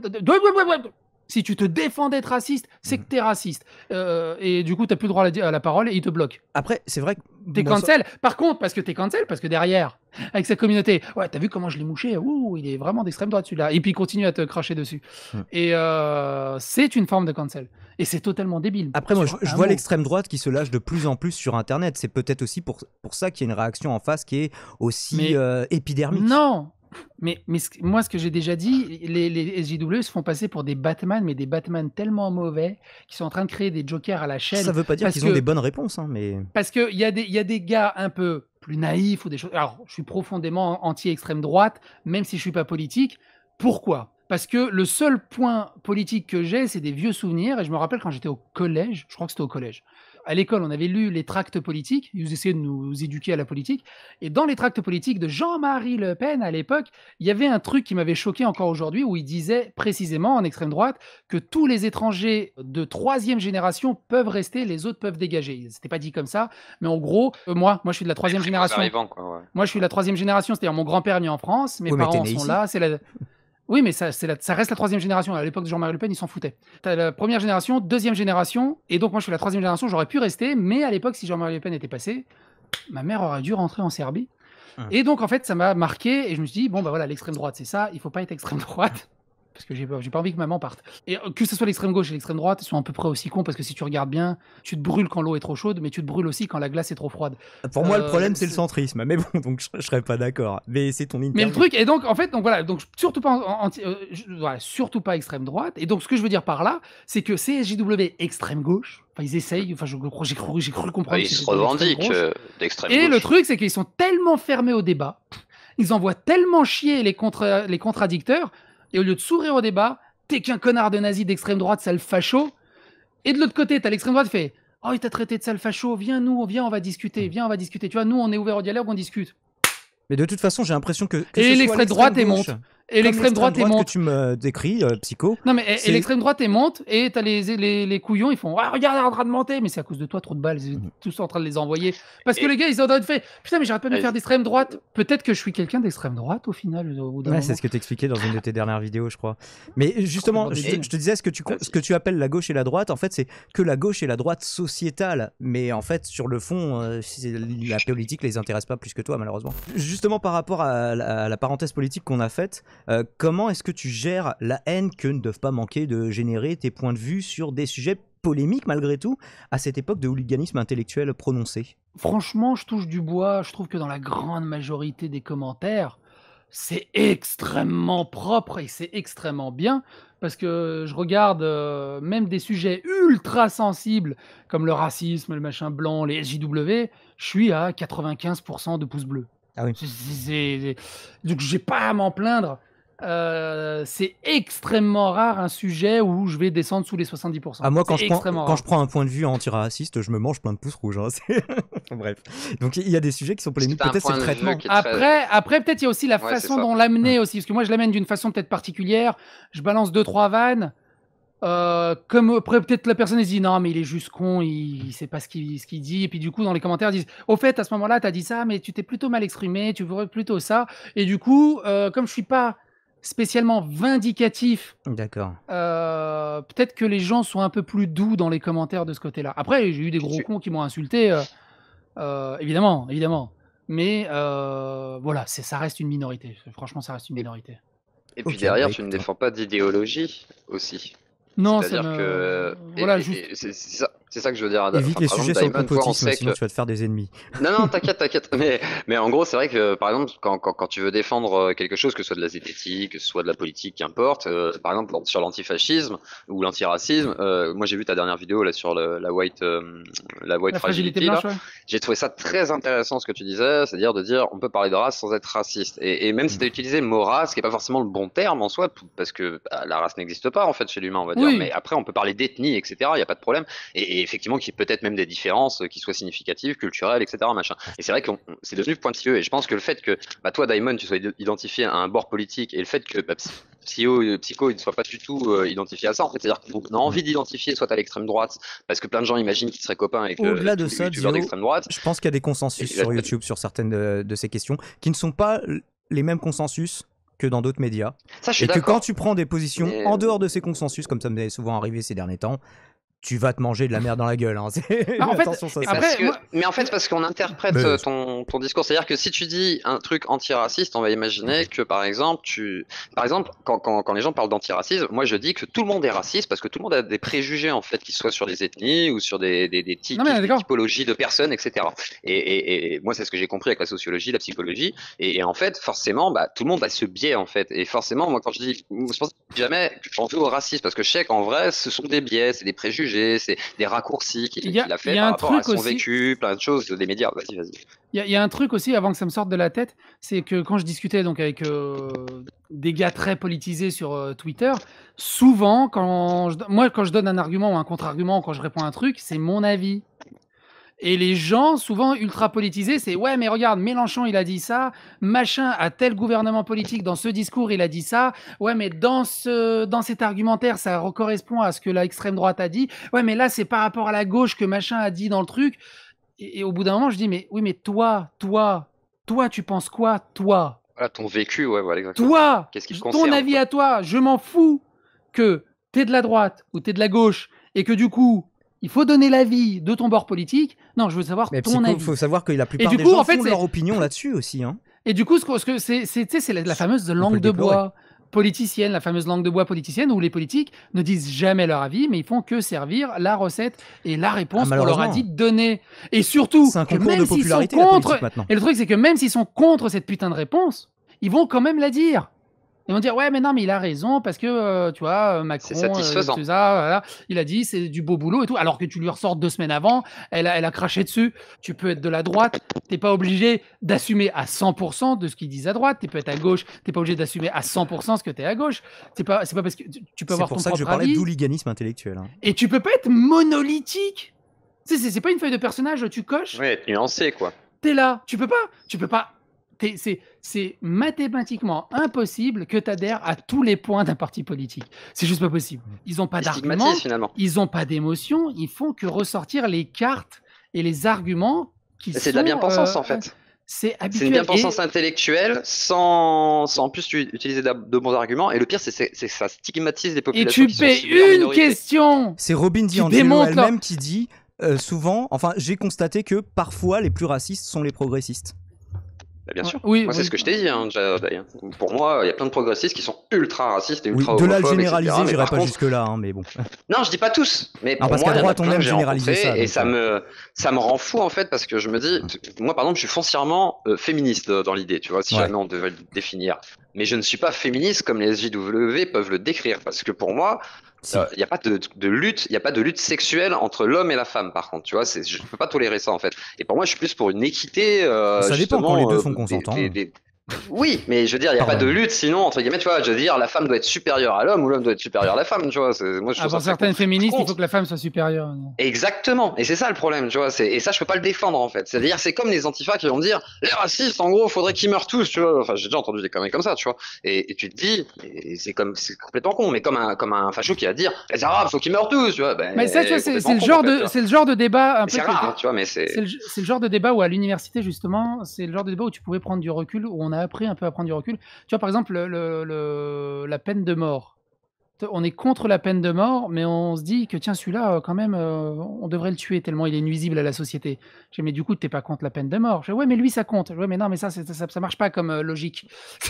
Comme logique philosophique, ça marche pas. Il y a un truc qui pioche pas. Et le truc chez les SJW, je dis SJW encore une fois, c'est que le moindre petits argumentaires, tu peux tellement facilement les contre-argumenter au final que en 2 questions, Je pense que ils ça savent pas dépend quoi encore une répondre. fois. Ça dépend. Non, mais les si t'as en pires, tête le cliché du SJW ou. Ouais, là, voilà, les clichés, on reste dans le cliché. On reste dans le cliché. À la base, ça existait pas. On reste dans le cliché. Non, mais on reste dans le cliché. C'est une catégorie qui a été inventée et ils sont mis dedans, les gars, quoi. On reste dans le cliché. Tu vois, récemment, par exemple, Vas-y. récemment, on m'a dit ouais, t'as mis hashtag SJW, t'es qu'un connard d'extrême droite. Alors, déjà, je suis un immigré serbe, je peux pas être d'extrême droite, on va se calmer. Et il me dit ouais, mais t'as pas le droit d'utiliser ça, c'est repris par l'extrême droite. Je fais écoute, je sais pas trop d'où vient le mot. Moi, j'utilise ce mot-là parce que c'est un mot valise qui me paraît cool, mais admettons, je ne vais plus l'utiliser parce que apparemment c'est repris par l'extrême droite. Qu'est-ce que tu me proposes pour remplacer ce terme? Qu'est-ce que tu me proposes pour utiliser un autre terme qui définit ça? Et je l'utiliserai volontiers, j'arrêterai d'utiliser SJW. Et lui, il me répond non, c'est vraiment de l'extrême droite, c'est super dangereux, c'est raciste, il faut pas l'utiliser. J'ai d'accord, j'ai bien compris, mais dis-moi quel autre mot utiliser. S'il te plaît, et j'arrête de l'utiliser, mais dis-moi quel autre mot. Peut-être ce qu'il voulait dire, c'est que le simple fait de vouloir faire une catégorie de ce. Et 4-5 tweets après, il a toujours. Et d'extrême droite. Il a toujours. Et 4-5 tweets, il a toujours pas répondu. Il pioche à côté, il ramène un autre argument, il répond toujours pas. Et à la fin, oh, t'es trop con, fils de pute, t'es trop fermé, bye. Et il te bloque. What? Surtout que c'est eux qui font des catégories en plus sur les genres. Oui, et voilà, c'est ça. Ils disent qu'on le catégorise et eux, ils sont là. Ça, c'est problématique. C'est ridicule. Et en fait, ils sont leur propre menace. C'est exactement ce que je disais. C'est. Moi, je te dis, ils stigmatisent les minorités qui veulent soi-disant défendre. En fait, ils rendent fou finalement l'extrême droite. Ils agitent l'extrême droite. C'est assez. Les SJW pour moi n'existaient pas à la base. Il me semblait que c'était un troll de l'alt-right et qui ensuite a été pris au sérieux par beaucoup de militants en mode justement evergreen, quoi. Bah, ça résume plutôt bien. Ça résume plutôt bien le terme, l'idée, le mot. Après, valide, je trouve dommage par ce mot-là de sous-entendre que la justice sociale c'est forcément un combat de bouffons complètement. Alors non. Évidemment, faut pas amalgamer. Je dis pas que c'est ce que tu fais toi. Je dis que c'est ce que souvent fait la droite en utilisant ce mot. Ah oui, totalement. Mais il faut pas. Parce que après, ils traitent un petit peu tout le monde de SJW aussi. Hein. Évidemment. Alors après, évidemment, ton but c'est de défoncer l'adversaire, donc tu vas utiliser tout ce que tu as comme arme pour défoncer l'adversaire. Ça devrait pas être le but. Mais propagande. nous, justement, en tant que débat neutre, SJW, c'est une idée, mais pas tout le monde. C'est un peu comme le concept du blond de Gad Elmaleh. Il y a des blonds extrêmement casse-couilles, mais il y a des blonds, ils sont juste blonds, c'est pas leur faute. Enfin, ils sont sympas. Et là, c'est pareil, il faut pas amalgamer tout le monde, mais quand on dit SJW, on prend vraiment cette tranche hyper casse-couille, la tranche hyper cliché en fait. Oui, mais justement, tu vois, le fait de dire ah les féministes elles sont casse-couilles, alors qu'en fait non, c'est les féministes et extrémistes, donc ils avaient inventé le terme féminazie à un moment, je crois, pour les désigner. Moi, je m'étais pris la tête avec Ginger Force. Et je sais que pas d'amalgame ça saoule, mais c'est vrai que faire des amalgames, du coup, ça détruit un peu les idées en essayant de fourrer tout le monde dedans. Regarde, je m'étais pris la tête avec Ginger Force, d'ailleurs qui a arrêté YouTube, elle a arrêté tout ça. Je me souviens. Elle était super sympa. Elle est partie dans un délire pro-féministe. Elle est devenue une Goebbels du féminisme. Ah bon? Et à un moment, elle m'a dit ouais, tous les hommes sont de potentiels violeurs. Non. Bah, tous les hommes, ils ont la capacité physique de violer une femme plus facilement que l'inverse, hein, si. Je fais non. Tous les hommes sont pas de potentiels violeurs. Non. Non. T'as des gens qui se contrôlent, Dai. Si tous les hommes sont potentiels violeurs, et elle me dit, je fais non, il y a mon grand-père qui a 90 ans, il a violé personne. Mais donc, tous les êtres humains sont de potentiels tueurs dans ce cas-là, mais si. Moi, je suis d'accord. Mais mathématiquement, il a violé personne jusqu'à maintenant, donc non. Tu peux pas dire que tous les hommes sont potentiels. Mais tous les hommes sont pas des violeurs, mais tous les hommes ont la capacité. Et là, je lui ai dit, mais à ce moment-là, toutes les femmes sont de potentielles violeuses, parce qu'il y a eu aussi des cas de viol femmes. Oui, là, sauf que, mais non, parce que les femmes n'ont pas la violence tu vois, tu prends une femme moyenne, un homme moyen, eh ben, l'homme, il aura plus de force que la femme. Donc, le viol, c'est aller au-delà du consentement. Donc, t'as intérêt à avoir une force physique supérieure à la personne que tu veux violer. Oui, alors je peux dire, il y a des hommes qui sont tout petits. C'est un discours dangereux. Moi, je peux dire, ma grand-mère, elle faisait. C'est dangereux de dire ça. Ma grand-mère faisait 1m90 pour 130 kilos, tu files au pas. Hein, t'as des tout petits hommes à côté, donc ça dépend des nanas. C'est pour ça que je te dis, mais un homme moyen et une femme moyenne, tu vois. Ah oui. Autre question hautement polémique, mais non politique. Est-ce que tu aimes toujours la pizza à l'ananas? Ça reste ma pizza préférée. Je sais pas pourquoi je l'aime, je crois que c'est le côté sucré-salé. Alors, souvent ce que je dis, je Mon trouvais ça cœur d'italien saigne. je trouvais ça extrêmement dégueulasse à l'époque, la pizza ananas, parce que j'avais jamais goûté. Un copain m'a forcé, et depuis, c'est devenu ma pizza favorite. À un moment, j'en mangeais une par semaine, j'allais dans une pizzeria manger ma petite pizza ananas, c'est juste délicieux. Le côté sucré-salé se marie à une perfection, et quand il y a une bonne pâte en dessous, c'est juste un régal. Et t'as réussi à te désintoxiquer Et souvent, ceux qui disent que c'est dégueulasse, la plupart n'ont pas goûté. J'aime pas le sucré-salé, moi. Déjà, ça marche pas sur moi, donc. Mais goûte au moins une fois, histoire de dire c'est dégueulasse. J'ai goûté une fois chez Domino's. D'ailleurs, ce ne sont pas des pizzas, ce sont des tartes chaudes salées, je tiens à le signaler. Il n'y a que 4 pizzas différentes. Le truc, c'est de goûter. Et moi, j'adore le sucré salé. Et souvent, ce que je prends souvent, c'est la figue chèvre, c'est Domino's que j'aime bien aussi. Il faut mettre quoi en plus de l'ananas? J'ai vu boudin ananas, par exemple. J'ai vu plein de trucs. Ah non, peut-être pas boudin, mais pizza. Pizza créole, boudin ananas, démerde-toi, quoi. C'est. Non, tu vois, même moi, j'ai vu une pizza au kiwi. Je fais non, il y a peut-être des abus là. Non, au bout d'un moment, trop, c'est trop. Pardon. L'Italie a fait des choses mal, mais elle ne mérite pas ça non plus, quoi. Avec Lusty, l'autre gros newser francophone, vous traitez parfois les mêmes sujets et tout le monde te réclame depuis des semaines, depuis des mois, à corps et à cri, un featuring avec lui, au moins le temps d'une vidéo, comme quand il y avait eu Antoine Daniel avec Mathieu Sommet, quand les Stones et les Beatles ont fait un concert ensemble, ça s'est jamais arrivé, mais c'est pas grave. Où en est ce projet? Est-ce qu'il y a une pétition à signer sur change.org pour que ça arrive plus vite? Il n'y a pas de pétition. On a échangé quelques tweets avec Lusty. Il a commenté une ou deux de mes vidéos, j'ai commenté une ou deux de ses vidéos. On est en très bons termes.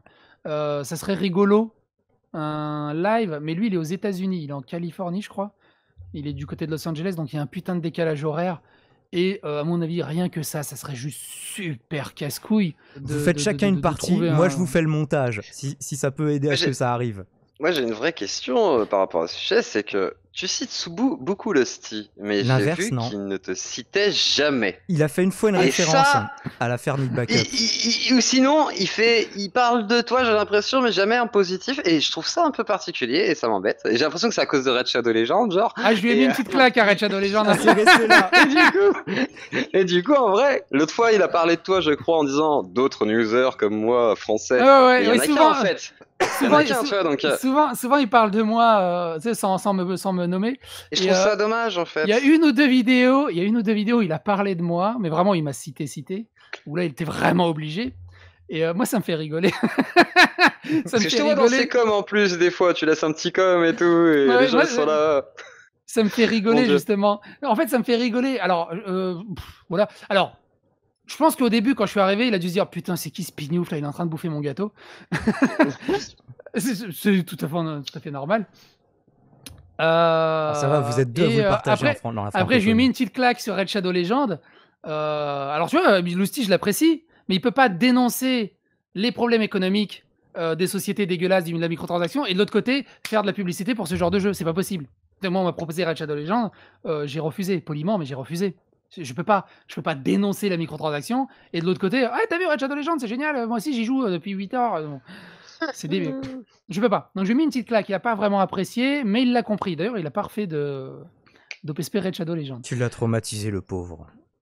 Et après, dernièrement, on a échangé en MP Twitter suite au drama Ubisoft. On a échangé en MP Twitter parce que moi j'étais vraiment dévasté par ce drama. Je voulais pas faire de vidéo à la base tellement ça m'avait choqué émotionnellement. Du coup, j'ai contacté Lusty sur Twitter en MP pour avoir son avis à lui sur cette histoire parce que j'étais tellement touché émotionnellement que je n'étais absolument pas neutre et je n'avais aucune idée comment gérer ça avec du recul. Du coup, j'ai pu discuter avec lui assez longuement autour de ça et du coup, on s'est un peu plus noué les liens, on va dire, suite à ça. De ce côté-là, je sais pas comment il fait, peu importe le sujet, il arrive à avoir un recul extrêmement froid sur tous les sujets en fait. Moi, j'y arrive pas. Est-ce que tu penses que s'il enlève son masque, en fait, c'était Patrick Sébastien depuis le début? Ça serait rigolo. Ça serait rigolo. Et juste une question par rapport à Vas-y. Ubisoft, sans vouloir demander plus précisément, mais est-ce que tu connais certaines personnes concernées par toute cette histoire? Ah oui, T'as oui. eu l'occasion de les rencontrer? Ok, d'accord. Donc je Ouais, comprends que ouais, tu sois touché. j'en Ok. connais, j'en ai en ami Facebook. Après, précise pas forcément, mais c'est Non, mais vrai voilà, que je voulais savoir. Ouais, il n'y a ok. pas tous les noms qui sont sortis non Donc plus. je comprends quoi qu'il y ait une Il y a eu, déception. il y a eu beaucoup plus de noms qui sont sortis entre nous, entre communauté Star Player, Discord et tout ça, qui sont pas sortis ni sur Twitter ni dans la presse. Donc, ouais, c'est beaucoup plus C'est une grosse massif. affaire. C'est une très grosse affaire. Par rapport à Lusty, j'avais juste une autre question, étant donné qu'en plus on en a parlé en off tout à l'heure, c'est pour ça que j'ai dit pas de spoil, on va en parler tout à l'heure. Comment tu résumerais la différence de traitement d'un même sujet entre toi et Lusty? Alors, du coup, malheureusement, depuis que je fais des vidéos, les Dali Bourdin, assez activement, je regarde de moins en moins Lusty ou je regarde ses vidéos après. Parce qu'en fait, quand il y a un sujet, on est. Alors, du coup, d'abord, la première question, on ne se vole pas les sujets. Ça n'existe pas de voler des news. C'est des news. Tu Elles peux pas appartiennent à engueuler tout le monde, Jean-Pierre oui. Pernaut de traiter le même sujet qu'Harry Roselmack et de dire tu m'as plagié sur cette news. Non, c'est des news. Par contre, on est sur la même ligne éditoriale de ce qu'on peut dire les bad news, les news qui sont un peu drama, un peu polémiques, un peu croustillantes, qui sont très peu traitées au final par les médias traditionnels. Et aux États-Unis, il y en a des dizaines. Il y a des Yellow Flash, Hill versus Babyface, The Quartering, Geeks and Gamer, It's a Gundam. Bref, il y en a trouzaine. Et donc, c'est cette ligne directrice-là. Et personne se vole des news. Alors, lui sort souvent des news en avance, tout simplement déjà parce qu'il profite du décalage horaire. Et les news sortent en avance aux États-Unis. Nous, on se chope ça le lendemain. Et c'est arrivé que des fois, je sors des news avant lui. Lui, il sort des news avant moi. Quartering, Geeks and Gamer, généralement, eux, ils sont au taquet, c'est leur taf, tu vois. Ils sont... Dès qu'il y a un truc hip-hop, Est-ce que le premier qui la putain, sort fait plus de vues que les autres? Et ma fierté, ma fierté, c'est quand j'arrive à sortir une vidéo avant The Quartering ou Young Yea. Je fais, oh putain, alors là, J'ai doublé les là, ricains. je suis là. Je fais la vache, je suis devant les ricains, je fais wouh, J'ai une eu fois du pif. sur 480, mais je m'en fous. Pouf, Belgrade 1 à Washington 0, quoi.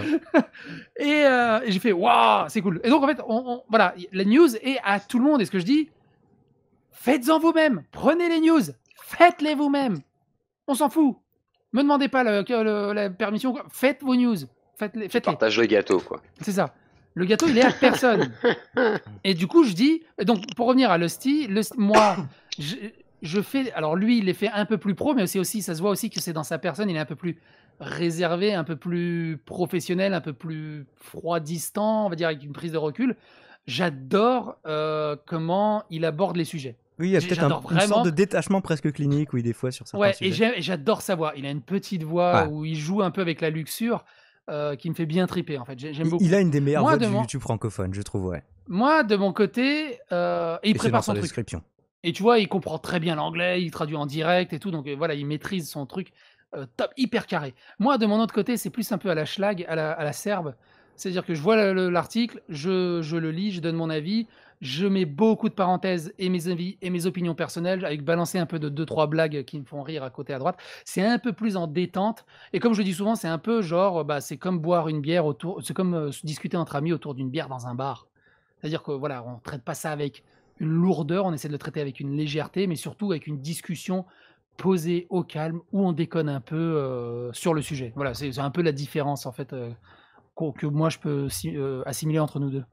D'accord. Et puis le style est scientifique, donc il y a un côté très carré même dans sa manière de dire les choses. Par exemple, l'affaire Neil Backup, il a utilisé traité, vraiment l'orientation psychiatrique. J'ai trouvé ça très intéressant. C'est un peu ce que j'avais essayé d'expliquer sur le live de Dai, en disant on peut pas condamner comme ça, et enfin c'est trop complexe en fait. Alors que moi j'étais beaucoup plus dans l'émotionnel, ouais. Exactement, ouais. Et après ça va, t'as été quand même plutôt modéré, c'est-à-dire que t'as pas condamné complètement les gars. C'est qu'il m'insulte encore, tu vois.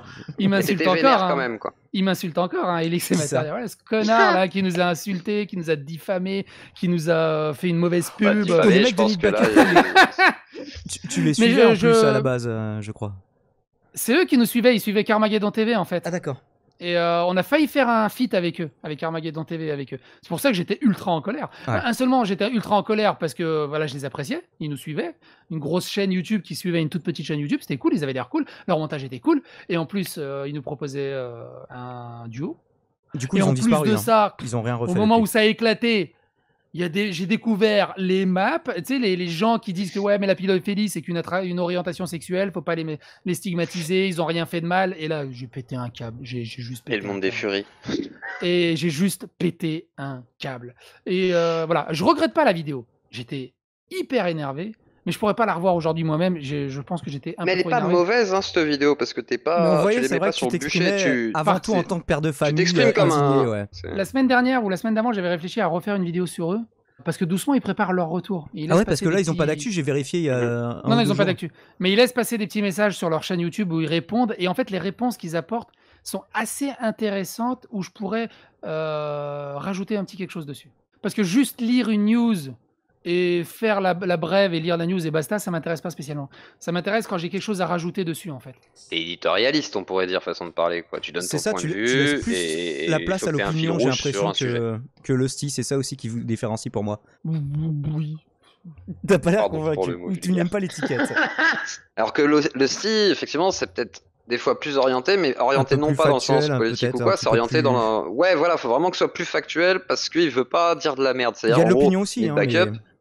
Oui, Ouais, alors mais quand il ça, parle de ouais, backup, il met pas d'opinion, il met de la science. Ouais. ouais, moi Quand j'ai il dit, voilà, c'est pas un beaucoup. cas d'opinion, là. Je suis beaucoup moins peur peut-être de dire des conneries. Bah écoute, moi j'en ai fini avec mes questions. La dernière que j'avais, c'est est-ce que tu pourrais dire DieFM ça déchire du slip pour un jingle? Je ferai la même chose pour toi, promis, si t'as envie. DieFM, ouais. DieFM, ça déchire du slip. Nice. Si tu le fais à la Mass Effect, DieFM, c'est la meilleure radio libre de toute la citadelle. Ah mais attends, je vais le sampler, hein, comme j'ai samplé ton rire. T'es enfermé à jamais dans la boîte à maléfices du die. Si t'avais un conseil à donner à des youtubeurs qui stagnent et qui galèrent depuis des années et des années, comme ta chaîne a stagné pendant des années et des années avant de décoller comme ça. J'en sais rien. Moi, voilà, ça a décollé parce que j'ai changé un concept qui peut-être manque en France. Et c'est du drama, c'est du putaclic, donc forcément les gens ils aiment bien s'indigner, ils aiment bien râler en commentaire, ça marche. Même au début, avant que ma chaîne décolle, je l'ai senti parce que je faisais des vidéos de jeux vidéo, je faisais 200-300 vues. Quand j'ai commencé les vidéos de Dali Bourdin, je faisais 700-800 vues. Tu vois, il y a déjà un engouement, les gens sont intéressés par là. Quand ça stagne, peut-être essayer de changer de concept, Ouais. revoir par contre les tags, je le redis, c'est extrêmement important. Il y a un truc qui est très bien qui s'appelle TubeBud. TubeBuddy, ouais, qui Ouais. s'accroche à ton YouTube. Et quand tu es dans les tags de tes vidéos, tu mets les premiers mots et lui, il te met d'autres tags par rapport à ce mot-là. Ça peut être très pertinent. Ça peut être très, très pertinent. N'hésitez pas à faire des tags des chaînes qui fonctionnent, qui font le même créneau ou le même contenu, sujet, etc. le même contenu. Il faut jouer avec ces tags. Il faut absolument. Parce que moi, jouer j'aurais avec ces jamais tags. osé le faire en fait avant, tu vois. Moi, je faisais des radios J'ai sur jamais fait non Faut y plus, aller. ouais. l'artistique hip-hop et effectivement, j'ai jamais pensé à le faire. Et en me disant, aussi- bah, ça fait putaclic quoi pour rien. Et aussi, mine de rien, retweeter la vidéo avec les bons hashtags. Ça joue les hashtags sur YouTube parce que autant sur Twitter ça paraît Mais- évident, mais Dans le titre, un titre putaclic, la miniature putaclic, dans la description aussi, remettre la description de ta vidéo et le titre, Oui. parce que ça fait double recherche. référencement, que tu voyais ouais. pas. Ah oui. Voilà. Et les même les et- réseaux sociaux aussi, il faut y aller. Si tu vas pas sur les réseaux sociaux, t'es mort. Il faut aller sur avant Twitter. de lancer ta chaîne YouTube. L'impact de Voilà, Twitter, il faut il aller est à quel pourcentage, entre guillemets, tu l'estimerais à quel pourcentage toi, Ça dépend. Dali, Alors, l'idée ça- Parce que moi, je l'utilise pas Twitter et je me Alors, suis toujours dit, ouais, ça sert à rien. Mais Ça- en fait, si, dis-donc. alors, Oh là. ça dépend des sujets. la plupart Ça de mes dépend des vidéos qui ont sujets. marché c'est grâce à Twitter, moi. Ça dépend des sujets. Si D'accord. ta vidéo tombe pile au moment où tu as une explosion dans les trends de Twitter, j'en sais Explose. rien. Tu prends le trend là, des top 10 des trucs du moment. S'il y en a un qui est en train d'exploser parce qu'il y a un drama, une polémique, tu fais une vidéo là-dessus, que tu mets bien le bon hashtag et bien le bon mot, tu fous ça sur Twitter, ça Tu va peux t'amener aussi beaucoup. notifier beaucoup de- les personnes qui sont concernées D'accord. par le sujet C'est intéressant. ou qui Notifier les peuvent être personnes plus, intéressées oui, bien par sûr, le ouais. sujet. Ah, du coup, oui, ils pourront voir que j'ai Et fait si un la truc personne te là-dessus, et retweet, du bah coup, ça là évite. d'un coup tu fais une audience qui a rien à voir avec Ouais. une audience habituelle. Évidemment. Parce que surtout- quand j'ai fait en gros, quand j'ai fait mon interview avec Oxids, si j'avais été sur Twitter, j'aurais pu avoir bien plus de vues que si j'étais resté Sûrement. simplement sur Facebook, etc. Ok. Sûrement. un truc Intéressant, con aussi, intéressant, ce qu'il faut pas oublier, il faut suivre les bonnes personnes. Voilà, sur Twitter. Ah bah, Et essayer de temps en temps de te faire relayer par eux. Ça marche bien. Après, bonne Alors voilà, personne, ça alors dépend ça, qui. moi par contre, oui, voilà, ça j'ai jamais gratté. Oui, il faut essayer de le faire. Ouais. Ça, j'ai jamais Ouais, faut gratté. J'ai jamais Faut gratté le retweet de quelqu'un. Moi, je pose ma vidéo si ça les intéresse. Ils retweetent par eux-mêmes en fait. Basta. En fait, ça s'arrête à ça. Et Ça a rien je tag. Si je parle d'une personne, je le tag parce que je parle de lui. Point. Mais je quémande pas. Voilà. Souvent, c'est assez mal vu aussi le quémandage de ce côté-là. Ouais. Je préfère. Moi, sur les vidéos où j'ai travaillé un truc de tu vois, dingue, par exemple, je le fais quand même. le Sti, il a jamais prononcé mon nom, alors qu'il savait très pertinemment dès mes premières vidéos que j'étais en train de grignoter son gâteau. Mais j'ai jamais interagi avec lui, mais je le poussais, je lui envoyais des petits taquets, des petits pics, comme ça.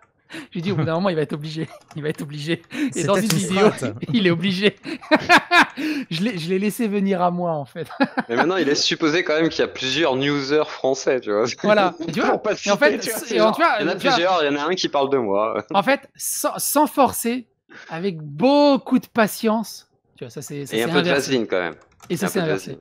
Mais après, il n'y a pas de recette miracle. YouTube, c'est un bordel. C'est un bordel. Pour un YouTuber qui marche, il y en a 150 000 qui galèrent leur race. Sinon, il faut tomber au bon moment et avoir le bon concept. Et généralement, le bon moment, le bon concept. Ouais. Le bon contact. Et tout ça compte, oui. Et le bon concept, il y a des fois, malheureusement, comme tu disais, ça vient de l'étranger, quoi. Ouais. C'est un Blooby-Boulga hallucinant, un contexte, c'est un algorithme, c'est de l'alchimie. C'est de l'alchimie, ça prend plein de choses, en fait. C'est très complexe. C'est complexe. Moi, encore, les Dalibourdins ont marché parce que j'avais une base de 13-14 000 abonnés. Donc, les gens arrivaient aussi sur les gens arrivaient sur Dalibourdin et faisaient « Ah putain, il a quand même 13 000 abonnés, on va regarder. » Si j'avais commencé les Dalibourdins sur une autre chaîne, une nouvelle chaîne, je serais pas là aujourd'hui. Je serais vraiment pas là aujourd'hui, clairement. J'aurais peut-être 3-4 000 abonnés, mais je pense pas que je serais... faut peut-être accepter de se constituer une première audience, quitte à changer de thématique après, mais... Voilà, alors moi, tu vois, c'est pareil. Moi, j'ai changé 36 fois de thématique. J'ai fait du review, j'ai fait du vidéo test, j'ai fait du speedrun, j'ai fait du super play, j'ai fait du let's play, j'ai fait du vidéo test. J'ai vraiment fait tout et n'importe quoi, en fait. C'est comme ça que je suis arrivé à 13 000 abonnés au bout de... C'est bien, déjà, en faisant n'importe quoi, façon de parler, tu sais. Au bout de 10 ans, quasiment. Parce que mes premières vraies vidéos de jeux vidéo, c'était 2010, je crois, si je dis pas de bêtises. Ouais, 2010, au bout de 9 ans. 9 ans pour faire 13 000 abonnés, c'est pas mal. Hein. Mais vraiment, j'ai jamais ragé. Putain, ma vidéo a fait que 50 vues. Putain, j'ai pas pris d'abonnés depuis 3 mois. Ça m'intéresse pas. Même à l'époque où tu faisais du montage Même à l'époque où je faisais du montage, je m'en fous, parce que le montage, je le faisais pour moi. Je m'en foutais s'il y avait 50 vues, c'était pour faire marrer les potes. Tu regardes mes best-of Rocket League, c'est mes potes, et basta, c'est pour faire marrer mes potes. J'ai jamais couru après les vues, après les commentaires, après les feats. Jamais. J'ai jamais... Ça m'a pas Quand j'ai passé les 10 000 abonnés à l'époque, ça t'ouvre une petite porte sur YouTube, mine de rien, dans les tout petits vidéastes. T'as des petits vidéastes qui commencent à s'accrocher. J'avais des vidéastes de 8-9 000 abonnés, entre 8 et 15 000 abonnés, on va dire, qui s'accrochent à toi. D'un coup, t'as 10 000 abonnés. Ouais. Mais justement, comme tu disais, Romu, ça se sentait, mais bordel de merde, c'est uniquement pour tirer la couverture. Oui. Mais tu le sens à mort, ça. À mort, ah oui. Tu le sens à mort que c'est pour tirer la couverture. Et généralement, j'ai jamais fait de feat avec eux, parce qu'en 2 tweets, en 3 MP, je sens à mort que c'est juste pour tirer la couverture, et je l'ai pas fait. Ouais. Mais ça se sent direct, en fait. Ça se sent direct, ce genre de truc. Mais t'as aussi le même truc sur les petites chaînes. T'as aussi ça sur les petits créateurs. Le mec alors oui, à tous les niveaux. Alors, de la pub ou quoi que ce soit. Et moi, ce que je voudrais vous dire, j'ai passé 9 ans, j'ai passé 5 ans à 13 000 abonnés, et dans les conventions rétro gaming, il y a beaucoup de tout petits youtubeurs entre 400 et 4000 abonnés à peu près. Et ils sont tout le temps en train de parler de ça, de quoi faire, de comment faire et tout. Et en fait, ça sert à rien de se tirer la couverture entre youtubeurs de 1000 abonnés. Tu vas gagner 30-40 abonnés, ça sert strictement à rien. Fais-le parce que tu le kiffes. Fais-le parce que tu as envie d'échanger avec lui.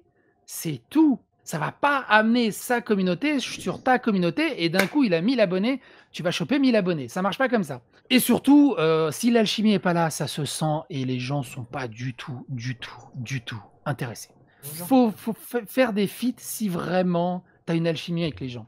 Après, stagner, ça peut décourager les gens. Hein. Il y a Baron qui dit « Oui, pas d'AOM HD ». T'avais parlé de d'AOM HD sur le let's play de Death Stranding.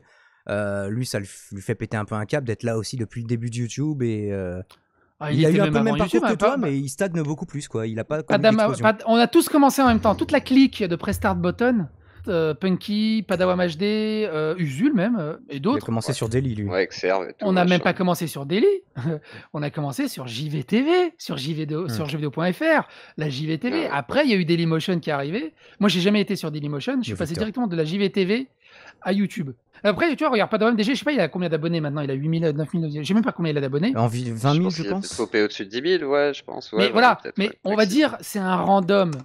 Mais Padawam HD, 26 000. il est plus connu que Cyprien au Squeezie dans le milieu rétro.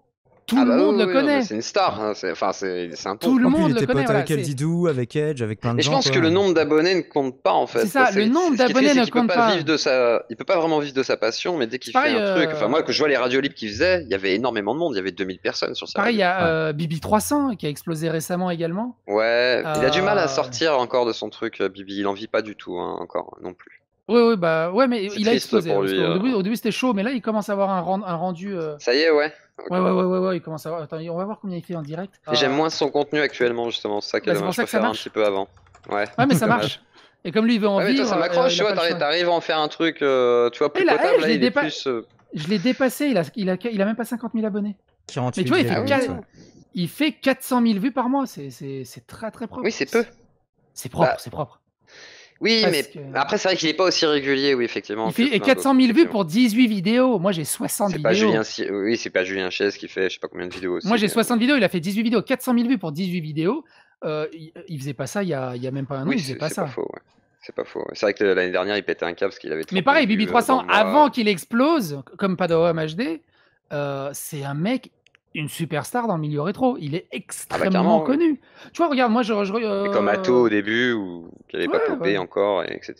Pardon, vas-y. Ouais, c'est les niches qui sont Je sais méconnues des gens qui s'y Je sais intéressent plus pas. comment il Mais... s'appelle, putain. Benzaï qui a peu d'abonnés sur, finalement sur Oh, YouTube, Benzaï, mais si. qui est. Ouais, mais bon, bah, voilà, Benzaï, c'est Benzaï. il a de moins en moins d'audience, Après, tu c'est vois, vrai que mais pour quelqu'un c'est qui fait de la Benzaï, voilà, collection et de exactement. l'unboxing, C'est limite. c'est pas mal. C'est un Oni le truc. Faut pas se focaliser sur les abonnés. C'est très chiant. Ouais, faut faire Tu sais, pour le plaisir. je te dis, ça fait 10 ans que j'ai une chaîne YouTube. Ça fait 9 ans que je suis incognito, on va dire, et 8 ans, 7 ans incognito. Je peux comprendre que ça crève le cœur, que tu as envie que ta chaîne progresse, tu as envie qu'il y ait des commentaires, tu as envie que ça marche, et tu vois le désert misérable devant, je peux comprendre que ça a de quoi te démoraliser. Je peux totalement comprendre ça. Moi, de mon côté, j'ai ouvert ma chaîne YouTube dans un aspect totalement différent. Et du coup, j'ai pas ce besoin, j'ai pas ce ressenti, en fait. Ouais, parce que c'était pas Mais, ton optique dès le début. Ouais. C'était pas mon optique dès le début. Moi, j'ai ouvert ma chaîne YouTube parce que j'ai pas de place sur mon disque dur. Et j'uploadais des vidéos pour faire marrer les potes, en fait. Mais je peux comprendre Donc- que ça fait extrêmement chier d'avoir autant d'investissement là-dedans. Quand je vois une chaîne YouTube de vulgarisation technologique, j'ai oublié son nom, bordel de merde, c'est pas grave, qui a 1300 abonnés, elle fait des vidéos, mais c'est digne des plus grandes productions hyper léchées et tout, et je vois, il fait 400 vues dessus, je fais merde, Bah oui, c'est triste un c'est peu quelque fou, part. c'est d'une tu- tristesse hallucinante. Toi, Tu t'es fais content pas parce ça que t'as pour trouvé une l'appréhension pépite, du mais- jeu vidéo. De quoi la YouTube? Bah aussi, Ouais. parce que je suis passionné de jeux vidéo, parce que j'adore ce média, parce que je baigne dedans. Exactement. J'ai une association de, comme j'avais dit au début, j'ai eu une association de rétro gaming sur Paris pendant 2 ans. Où on organisait des stands, des tournois. On a dépensé des centaines d'euros de lots de notre poche pour faire vivre l'association. C'était un bordel monstrueux. Quand Atomium a dit ah, j'aimerais bien créer un stand, mais je sais pas faire, j'ai jamais tenu de stand. Je fais écoute, tu t'occupes du stand, tu fais le show. Je Non, trouve ça dingue à fais le chaque fois quand show, tu je le m'occupe racontes. du stand, je fais tout ce qu'il y a besoin. Et c'est comme ça que j'avais tenu le stand avec Atomium à la RGP la première année. Extrêmement sympa. Alors que tu le connaissais pas à la base, quoi. Non, en réalité, Je le connaissais de loin. Hmm. Je le connaissais de loin. Il est extrêmement sympathique, Atomium. Et c'est un putain de Atto, il a déconneur. l'air adorable. Hein. Et surtout, c'est un putain de déconneur qui se retient à la caméra. Ah ouais. Et Ça, c'est- ah ouais. On le soupçonne pas, ouais. C'est un putain de gros déconneur et un clasher, mais le dieu du clash. c'est Ah, c'est un dommage qu'on punchli- loupe ça. C'est un C'est dommage qu'il se punchliner. révèle pas. C'est un Après, il a peut-être pas le punchliner. droit. Et tu sais que, du coup, juste attends, je te coupe vite fait, Romu. Juste pour terminer ça, une anecdote qui m'a fait marrer. Le soir de la RGP, il a organisé un petit dîner avec ses abonnés. Donc, on était une trentaine d'abonnés à aller dans un restaurant chinois à volonté pour discuter avec ses abonnés. Donc, c'était rigolo. Et il s'est levé pour aller aux chiottes. Et il est revenu des chiottes, fait vous devinerez jamais. Il y a des gens qui m'ont reconnu. Hein, j'allais aux chiottes. Ils m'ont suivi aux chiottes. Moi, j'ai levé les pieds. Je fais, mais c'est malsain, pourquoi tu suis les C'est mecs aux flippant, chiottes? Tu sais, les mecs, ils ressortent. J'ai attendu que les mecs ressortent. Je me lève les mains, j'ai encore les mains humides. Les mecs, ils sont devant la porte des chiottes. Moi, je suis encore les mains humides. Oh, Atomium, on aime trop tes vidéos. Je fais, ça me dérange pas qu'on m'arrête, mais pas en sortant des chiottes. Il y a des. Qu'est-ce que j'ai Ça, c'est le côté rigolé. indécent, ouais, c'est dur. Et ça, c'est le côté indécent quand t'as trop de fame, en fait. C'est vraiment le côté indécent. Et quand puis les tu- gens pensent te connaître vraiment, en fait, parce que vu que tu te. Parce que Mais Atto, c'est par exemple, ça, par il contre, montre c'est- beaucoup de choses de lui malgré tout sur sa Ça, sensibilité, c'est comment il ex- prend en compte les gens, et du coup, les gens doivent imaginer que du coup, il est ultra Ça, accessible, même aux chiottes, tu vois.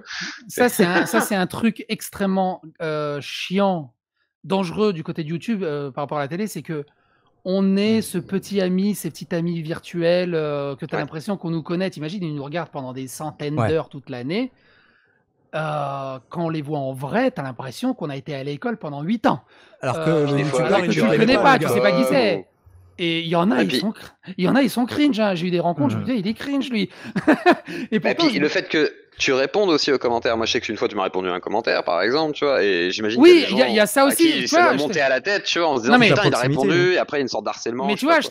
je t'ai répondu à un commentaire. J'ai aucune idée sur quel Ah oui, commentaire je je t'ai sais. répondu, ni Ah, le mais je sais contexte, ni ce quoi. pertinemment, hein. Et moi, je me souviens même plus, mais ce que je veux dire par là, c'est que j'imagine que des fans se disent, par exemple, si jamais tu accordes de l'importance à un commentaire, peut-être que tu accordes de l'importance à la personne. Et effectivement, il y a cette pseudo de proximité qui est apparente. Et vu que YouTube donne l'impression qu'il n'y a pas de frontière entre le YouTuber et le public, bah forcément, des fois, c'est tendancieux, en fait. Et j'imagine en convention, c'est ultra gênant. Parce que je disais aussi, moi, ça m'a crevé le cœur. Une fois, il y avait un gars qui est venu en convention. Il m'a dit, ah, je t'adore. Merci pour tous les commentaires que tu as répondus. Je dis, mais je sais même pas qui c'est. Comment je dis pour que je sais pas qui c'est. Et puis même, il pourrait minimum me prononcer le pseudo, parce que des fois, il y a un pseudo qui est un peu marquant et tu le retiens. Et des fois, même le pseudo, il te dit rien. Tu fais, oh putain, je vais passer pour un con si je le reconnais pas. J'avais un ultra fan et il m'a juste dit, je suis ultra fan. Je lui ai dit, mais qu'est-ce que t'as, bordel de merde, à être ultra fan de moi? Parce qu'on tu vois, on était en convention rétro, donc on a eu le temps de discuter, de faire des liens et de discuter plus calmement. Et en fait, il m'a dit il avait des gros problèmes, mais voire même de la dépression, voire même des pensées suicidaires. Et j'étais à ce moment-là le seul gars qui lui faisait oublier ses problèmes, en fait.